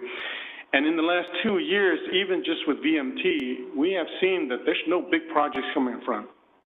And we do this, will it even decrease the amount of applications coming forward as well? And that has to wake us up and go, okay, if no one is building, everyone's insured VMT, costs are too high, no more land, then what happens? Our projections of 800 units, you know, where is it going to come from? And I think we are kind of like with police. We are a victim of our own success in that even though we increase, you keep building, people keep moving, but when is that point? And I think that we have to be always cautious when that is. So I just wanted to say that with regards to what we have, I do like Councilmember Whalen's idea of going with the CCI for the time being. And I'll wait for the motion and we'll see. I have a question for that wasn't the motion yet, right? It was just, so what staff's proposing, according to the report, is to phase in and be, depending on the location, 17% to 20%, right? That'd be half. And I just heard 15%, which is the current CCI. Would there be, with your motion, will there be an opportunity for an escalator? Because what we envision, or what I'm thinking, is that staff and the BIA will get together and start discussing this even more. And what if it turns out that it's not transitory, that it's not a spike, it's here to stay, and we actually do need, as a city, the 17 to 28% in the first phase, and then the rest in the second phase.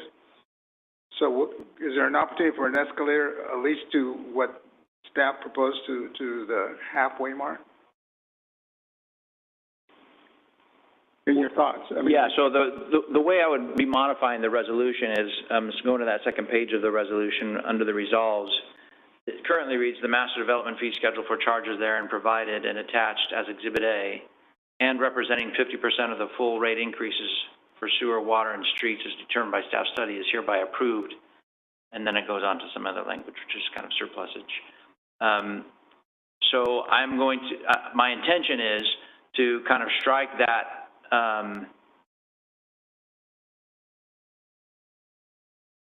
representing 50% of the full rate increases for sewer, water, and streets as determined by staff study, and inserting in its place something along the lines of a 15% increase for sewer, water, and streets as represented by the CCI from December of, I guess it would have been 20 to June of 22.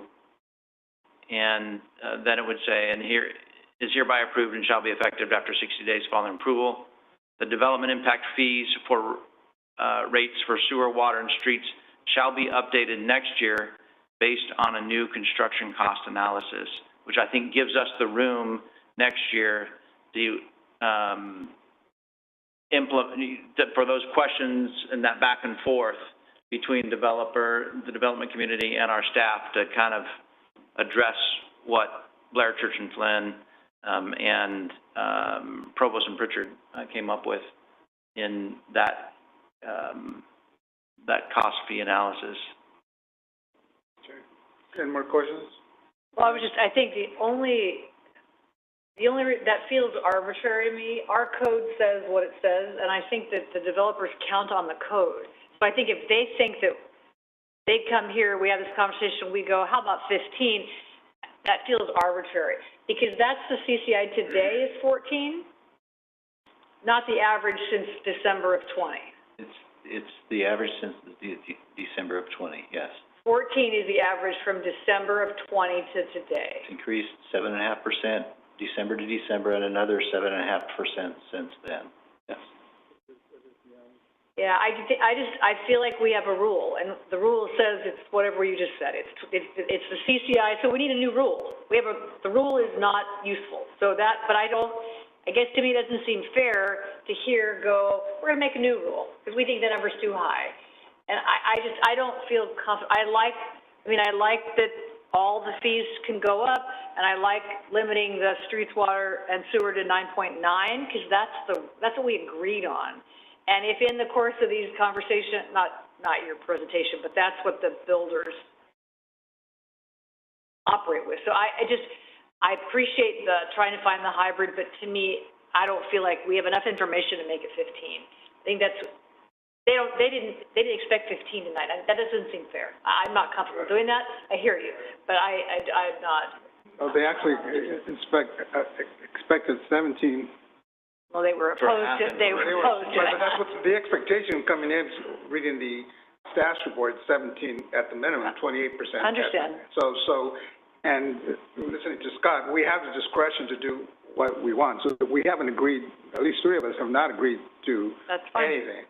That's fine, but I think the code says what the code says. Until a motion's made, there is no. Mr. Mayor and Council, if I could just interject real quick, just to clarify, try to clarify. So the current code, it does actually address both possibilities. Clovis Municipal Code 3.10.02 is titled Inflationary Adjustments. It says all development impact fees as defined in this chapter shall be adjusted on an annual basis by one of the following methods. A, automatically adjusted each fiscal year effective the 1st of July by a percentage equal to the Engineering News Record Index, that's the CCI index, for the 12 months, December to December. B, the other alternative is adjusted to reflect actual construction/acquisition costs. So I guess I would suggest that the December to June number, the 14%, would be reflective of the actual construction costs in effect today. So I think that's another possibility, I guess, but we're playing by the rules. I think it's a valid point that you're making. Don't get us wrong. I understand where your concern is, and we certainly want for anybody that does business within the city of Clovis to have some predictability. So, particularly if they're making their plans 2 years in advance, that they can rely on something. But here, what we have is, and everybody always seems to understand that we are going to pass on the costs for new development through these development impact fees. And what this Nexus study has revealed is that these fees are even higher than, to a certain degree, what we've seen from the December CCI. And because we're in such a significant inflationary cycle, we're making the adjustment for the CCI to December of 20 to June of 22 to reflect the more actual costs. Otherwise, we're just, and I know that we've talked about how, we need to be thinking far in advance so that there's not going to be some of these spikes. Well, we've got a spike, and if we don't do something about it now, we're just going to get further and further behind, right? So anyway, my motion is to, as I mentioned earlier, to modify the resolution. And it sounds like this isn't something that's coming back to us on the consent calendar or an ordinance adoption. This is language that we need to adopt today with no tweaks later on if for some reason I make a mistake in the motion. So, so hear me out and make whatever you think is going to be some, constructive criticism or maybe some adjustments to the language. But I would have it read in that, that resolved, the master development fee schedule for charges are to be 15% for sewer, water, and streets. And then it says, as determined by staff study. Does that get us where at least I'm trying to go, Scott? If you need, Mike, what about you? Do you have any other? I think you know where we're trying to go. Well, I think we're still going to have an Exhibit A. We'll just have to create it Okay, all right. So that's my motion. I don't know if we'll get a second. Motion on the floor. Second. Second. Well, Can I clarify? It's 15% increase from the current fee, right? Yes. Yeah. For sewer, water, and streets, because all of those others were already covered. We're doing the full implementation of those others. You good? So your motion is full implementation of everything else, but 15% increase for sewer, water, and streets? Yes. Yeah. Second agrees? Okay. I just think it's not wise to react when we have not fully understood what it is, and to make policy changes that, you know, our citizens and those who work with us aren't aware of. I think it's not fair on our end, so. Okay, it's not fair? Okay, we have a motion and a second. All those in favor signify by saying aye. Aye. Aye. Those opposed? No. Nay? No. Okay. Well, I believe based on our code, the motion was a fair motion.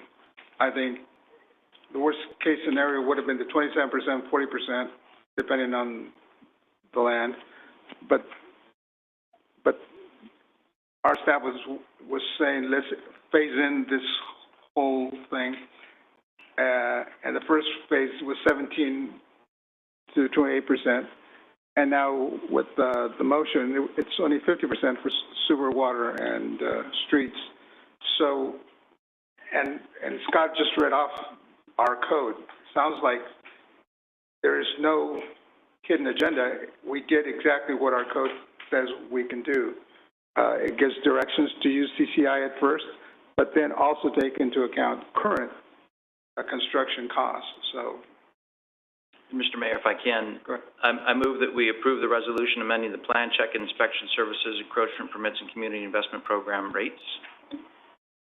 I'll second that. we have a motion and a second. All those in favor signify by saying aye. Aye. Aye. So that's a 5-0.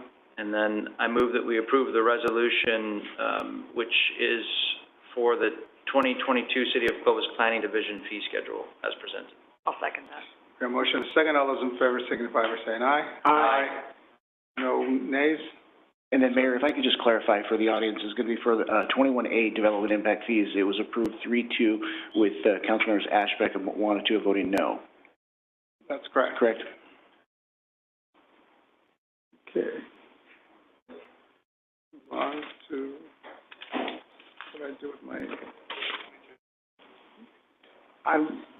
we'll let them move.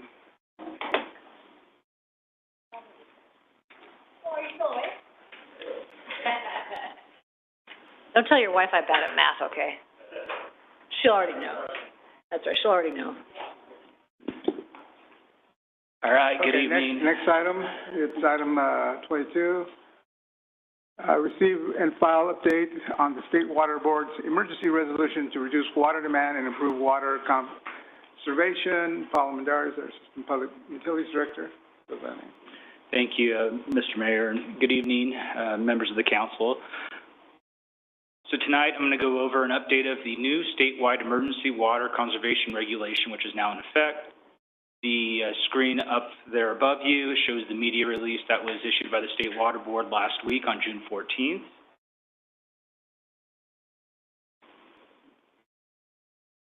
A quick background of how we got to where we are now. In April and May, July, October of last year, the governor issued an extended drought proclamations. In January 4th, 2022, earlier this year, the State Water Board adopted its first water conservation emergency regulation. That included some requirements that were already in effect. No irrigation within 48 hours of rainfall, prohibiting excessive runoff into the streets and on sidewalks. And then in March 28th, 2022, the governor signed an executive order directing the State Water Board to put together some emergency regulation text with further requirements for water conservation. That occurred on May 24th and was adopted by the State Water Board, and then on June 10th, those regulations went into effect. There are really three main takeaways with the new emergency regulations. The first being urban water suppliers must submit a preliminary supply and demand assessment to the Department of Water Resources by June 1st, with final assessments due July 1st, or June 1st and final assessments due July 1st. Urban water suppliers must implement the water conservation actions in their locally adopted water shortage contingency plans to address a water shortage level of 10 to 20%, which is a level 2 water shortage contingency. And owners and managers of CII, not to be confused with CCI, which is commercial, close, yes. Commercial, industrial, and institutional properties must not use potable water for irrigation of non-functional turf. And that's really the new requirement that we haven't seen before. All right, quick summary of each of those. So the supply and demand assessment, staff did complete that assessment and submitted that June 1st. The July 1st final assessment won't change very much. What the assessment showed is that the city of Clovis is in a surplus of available water supply. So what we did is we took our current demands and estimated demands for the remaining calendar year and what supplies we have available based on sustainable yield and groundwater, surface water through the King's allocation, and our banking facilities and firm water supply agreement that we have with the FID. So considering all those available water supplies, we have more supply currently than the current demand. It's important to note, so we get our surface water off of the Kings from Pine Flat. The allocation this year, estimated allocation off the Kings is about a 40%. CVP, or the Central Valley Project, is about a 15% allocation. State Water Project is a 5%. So we're fortunate that we have our contract with FID and where we are based on location, and we have our Kings allocation. With that being said, it is the 15th driest season on record. Last year, I think we had about a 25% allocation. It was about the third driest of record. So even though we have a 40% allocation, we are still in a drought. With that 40% allocation this year, primarily that was because of the heavy rain and snowpack we had in December that got us through this winter. We are able to recharge our Marion Basins, so if you've traveled by the Marion Basins located on Alluvial and Sunnyside, you'll see they're full of water, which is good to see because that ultimately is replenishing that groundwater that we've had to pump. Part 2 is the level 2 of the water shortage contingency plan. So we have proactively operated in a level 2 since the 2015 drought. And what a level 2 is, it has a mandatory outdoor watering schedules of 3 days per week, which we're currently in, down to 1 day per week, November through March, and the no irrigating on Mondays. We also enforce our water waste and water conservation ordinance, and we implement public information, education, on water conservation. So we do that through social media posts, our water conservation booth at different public events. And so during wet years, we still implement all these requirements. However, we don't heavily enforce. And so during times of drought, we will actively patrol neighborhoods, and we just have more of a presence with our public information and getting or communicating that we are in a drought and to be water conscious. Okay, so item 3. This is the new one, the non-functional turf. So the text in the state regulations state that to prevent the unreasonable use of water and to promote water conservation, the use of potable water is prohibited for the irrigation of non-functional turf at CII sites. CII sites being commercial businesses, city-side landscaping, HOAs, multifamily, not common use areas inside of those neighborhoods, but street side. And turf is mowed grass, non-functional, meaning ornamental and not otherwise used for human recreational purposes. Non-functional turf does not include school fields, sport fields, areas regularly used for civic or community events. Something else to note, and we've had some calls from residents who stay on top of these state regulations that are coming through, is a question of, well, can I irrigate my backyard or my front yard? So residential properties are not included in this regulation. You can irrigate your front and back landscaping. You do, however, need to stick with the level 2 water shortage and contingency plan measures, which are the 3 days per week watering and no excessive runoff. Another important part of this regulation is that it does not restrict the irrigation of trees. So something that is important to note is that we want to maintain the health of the trees. And during public comments at the state level, that was something that was really focused in on. And so if you have turf areas that are beneath the trees and you have an irrigation, you have irrigation in that area, you can't allow irrigation of that turf below trees. Paul, does that include institutions, would be like the hospital? So the hospital is included as a CII customer. However, this is for potable, so Clovis Community specifically uses non-potable water, and so they can continue to irrigate the grass or non-functional turf areas. All right, some examples. So this is the intersection of Shaw and Sunnyside. You'll see 3 of the corners have nice green turf that would probably be deemed as non-functional. On the northeast corner, that used to be the Toys R Us. I guess they were ahead of the game here and killing off their turf, and so you'll see in this aerial that they have brown turf. Now they did allow some shrubs and trees to go dead, and so part of this regulation is not to allow that. But that's what the state and what the, I think, governor has in mind as far as what non-functional turf will look like. Another example, this is a little further east on Shaw Avenue, just east of Armstrong. The north side of Shaw is an HOA, and so you'll see that turf for green area without any trees. The HOA maintains and irrigates that. On the south side of Shaw is city-maintained landscaping. You'll see the foliage on the trees, it's still green, and so that area has actually been capped since the last drought and when Governor Brown mandated the 36% conservation citywide. But we were able to maintain the health of those trees, and you'll see in between the trees there's intermittent turf, some green areas, which is just, carryover from keeping those trees alive. But that area is capped, and so we'll be moving, I'll get into the next slide too, but we'll be moving into some of our other areas of the city with capping some of our irrigation. One last photo. This is, I think, actually what the state has in mind. And since 2015, when we adopted our WELO Water Efficiency Landscape Ordinance, we've put together restrictions of irrigation and encouraging, drought-tolerant plants and native plants. And that's something that is shown there. So pre-2015, that may have been green turf right in front of the Costco there, but you'll see what it looks like in that picture. And so I think we'll see more and more commercial areas retrofitting to something like that. So what are we doing? What is the city doing?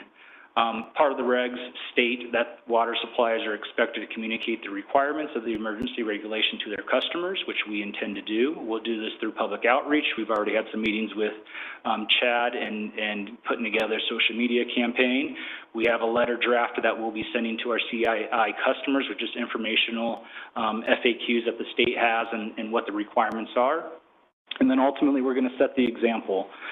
So we are decreasing irrigation in some of our city-maintained street-side landscaping turf areas. We've, as shown in the previous picture, we've done that in Zone 2. We're going to be doing that in Zone 1. And then we're going to be working on a long-term plan.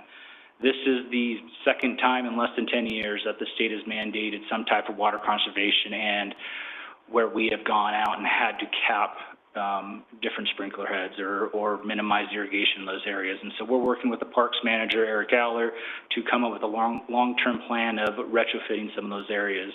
It will be costly. It'll be a long, it'll take some time to get to that, but something that we're working on. Another question that tends to come up is enforcement. Are we going to enforce this?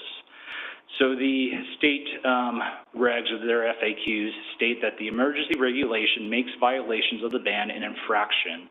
So any entity that is already authorized to enforce infractions, such as a water supplier or local government, may choose to enforce violations of the regulation. Local board enforcement may include warning letters, conservation orders, and fines of up to $500 per day. You'll see some of that language in there as may and not shall. So staff's recommendation at this point, and what we intend to do is to, again, communicate and educate our CII customers of the state requirements, using any type of punitive fines or enforcement as a last resort. But really what we want to do is get that word out there, offer different resources that we're working with planning development services on as far as SBR amendments potentially and how we can streamline some of that process to encourage commercial businesses to change out their turf areas to what we saw like in front of Costco and some of the WELO standards. Staff, one other thing that has come up is drought rates. And so in our municipal code, it states that when there's a state of emergency, which the governor has declared, we can implement drought rates. It came up at the budget meeting. I think it was mentioned drought rates, and in part of the council package in one of the exhibits, we do have a drought rate schedule in there. However, at that time, staff had recommended we go with our normal rates. The recommendation here is still to stick with drought rates at this time for a couple of reasons.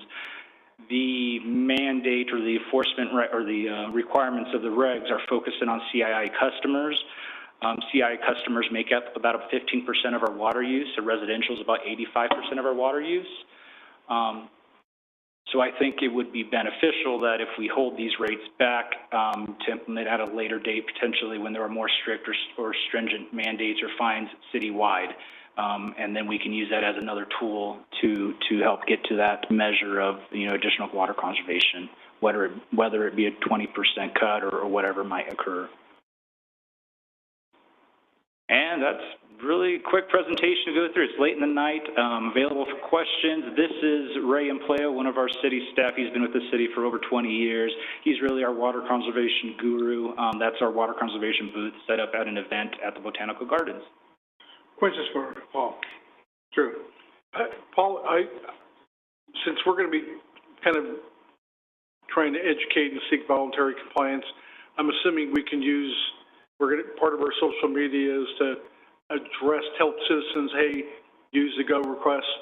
If your neighbors, if you don't feel comfortable knocking on your neighbor's door, and maybe part of this is because I had this problem myself. I was checking my sprinklers and went, oh, because that particular one went on at 3 in the morning and I'm not up at 3 in the morning. Yeah. And so maybe telling people, hey, check your sprinklers, repair them, and maybe even have links.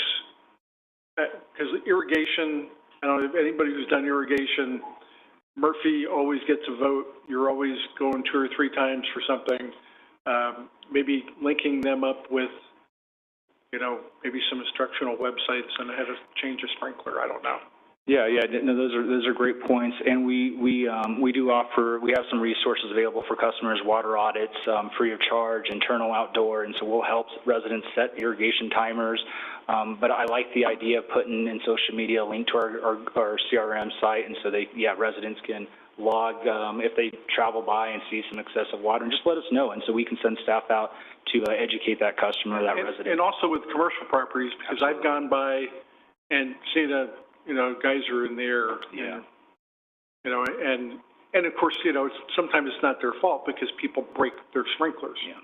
So, just keeping so they can get on top of it would be really helpful, I think. Thank you.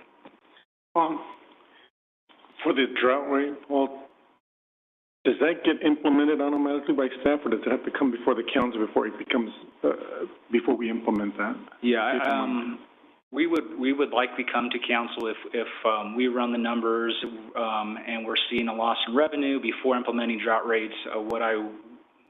Talking to the city manager, probably what we would recommend is coming to council before implementing those and getting some direction before putting those into place.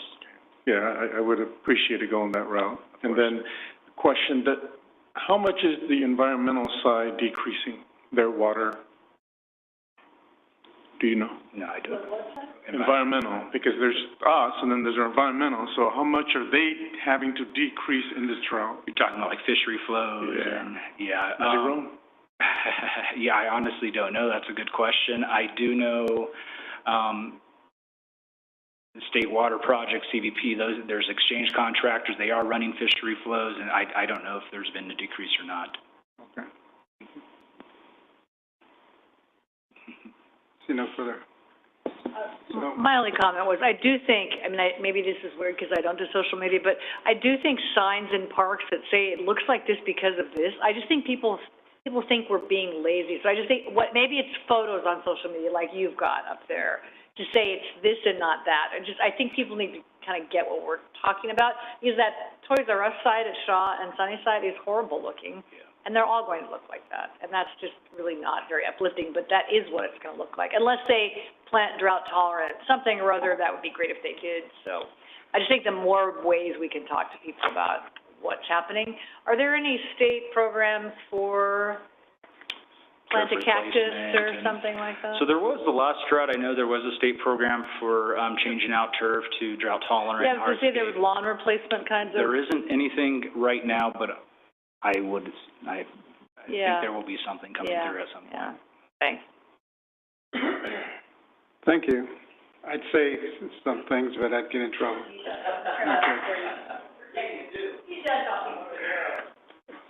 Thank you. I'll open up to the public. Anyone here wishing to comment on this item? Anything on the web? No. So thank you. It's a nice presentation. Thank you, yes. Next item is city manager comments. Thank you, Mayor. Just a couple things real quickly. We have a joint meeting with CUSD on Thursday at noon with the mayor and Councilmember Wanatua. Just a reminder. We had a Juneteenth festival that the city of Clovis participated in downtown Fresno.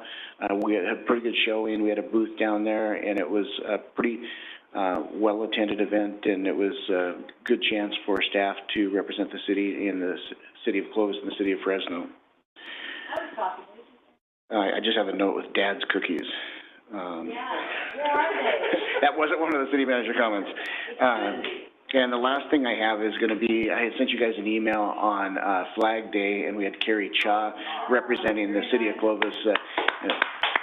And it was, I have to say, very well done. I sent you a 2-minute snippet through the Fresno Bee, and I'm working on getting you as about a 10 to 12 minute, and I'm going to highly encourage you to listen to it just because it was so well done. And that's all I have. Okay, council comments. Wong? But we will have a Measure C Executive Committee meeting on Wednesday, and then Happy Father's Day, belated. Bob? I have nothing. Ben? Drew? Nothing. And I'll have nothing. And we'll move on to the closed session as printed on the agenda. We should not take any action.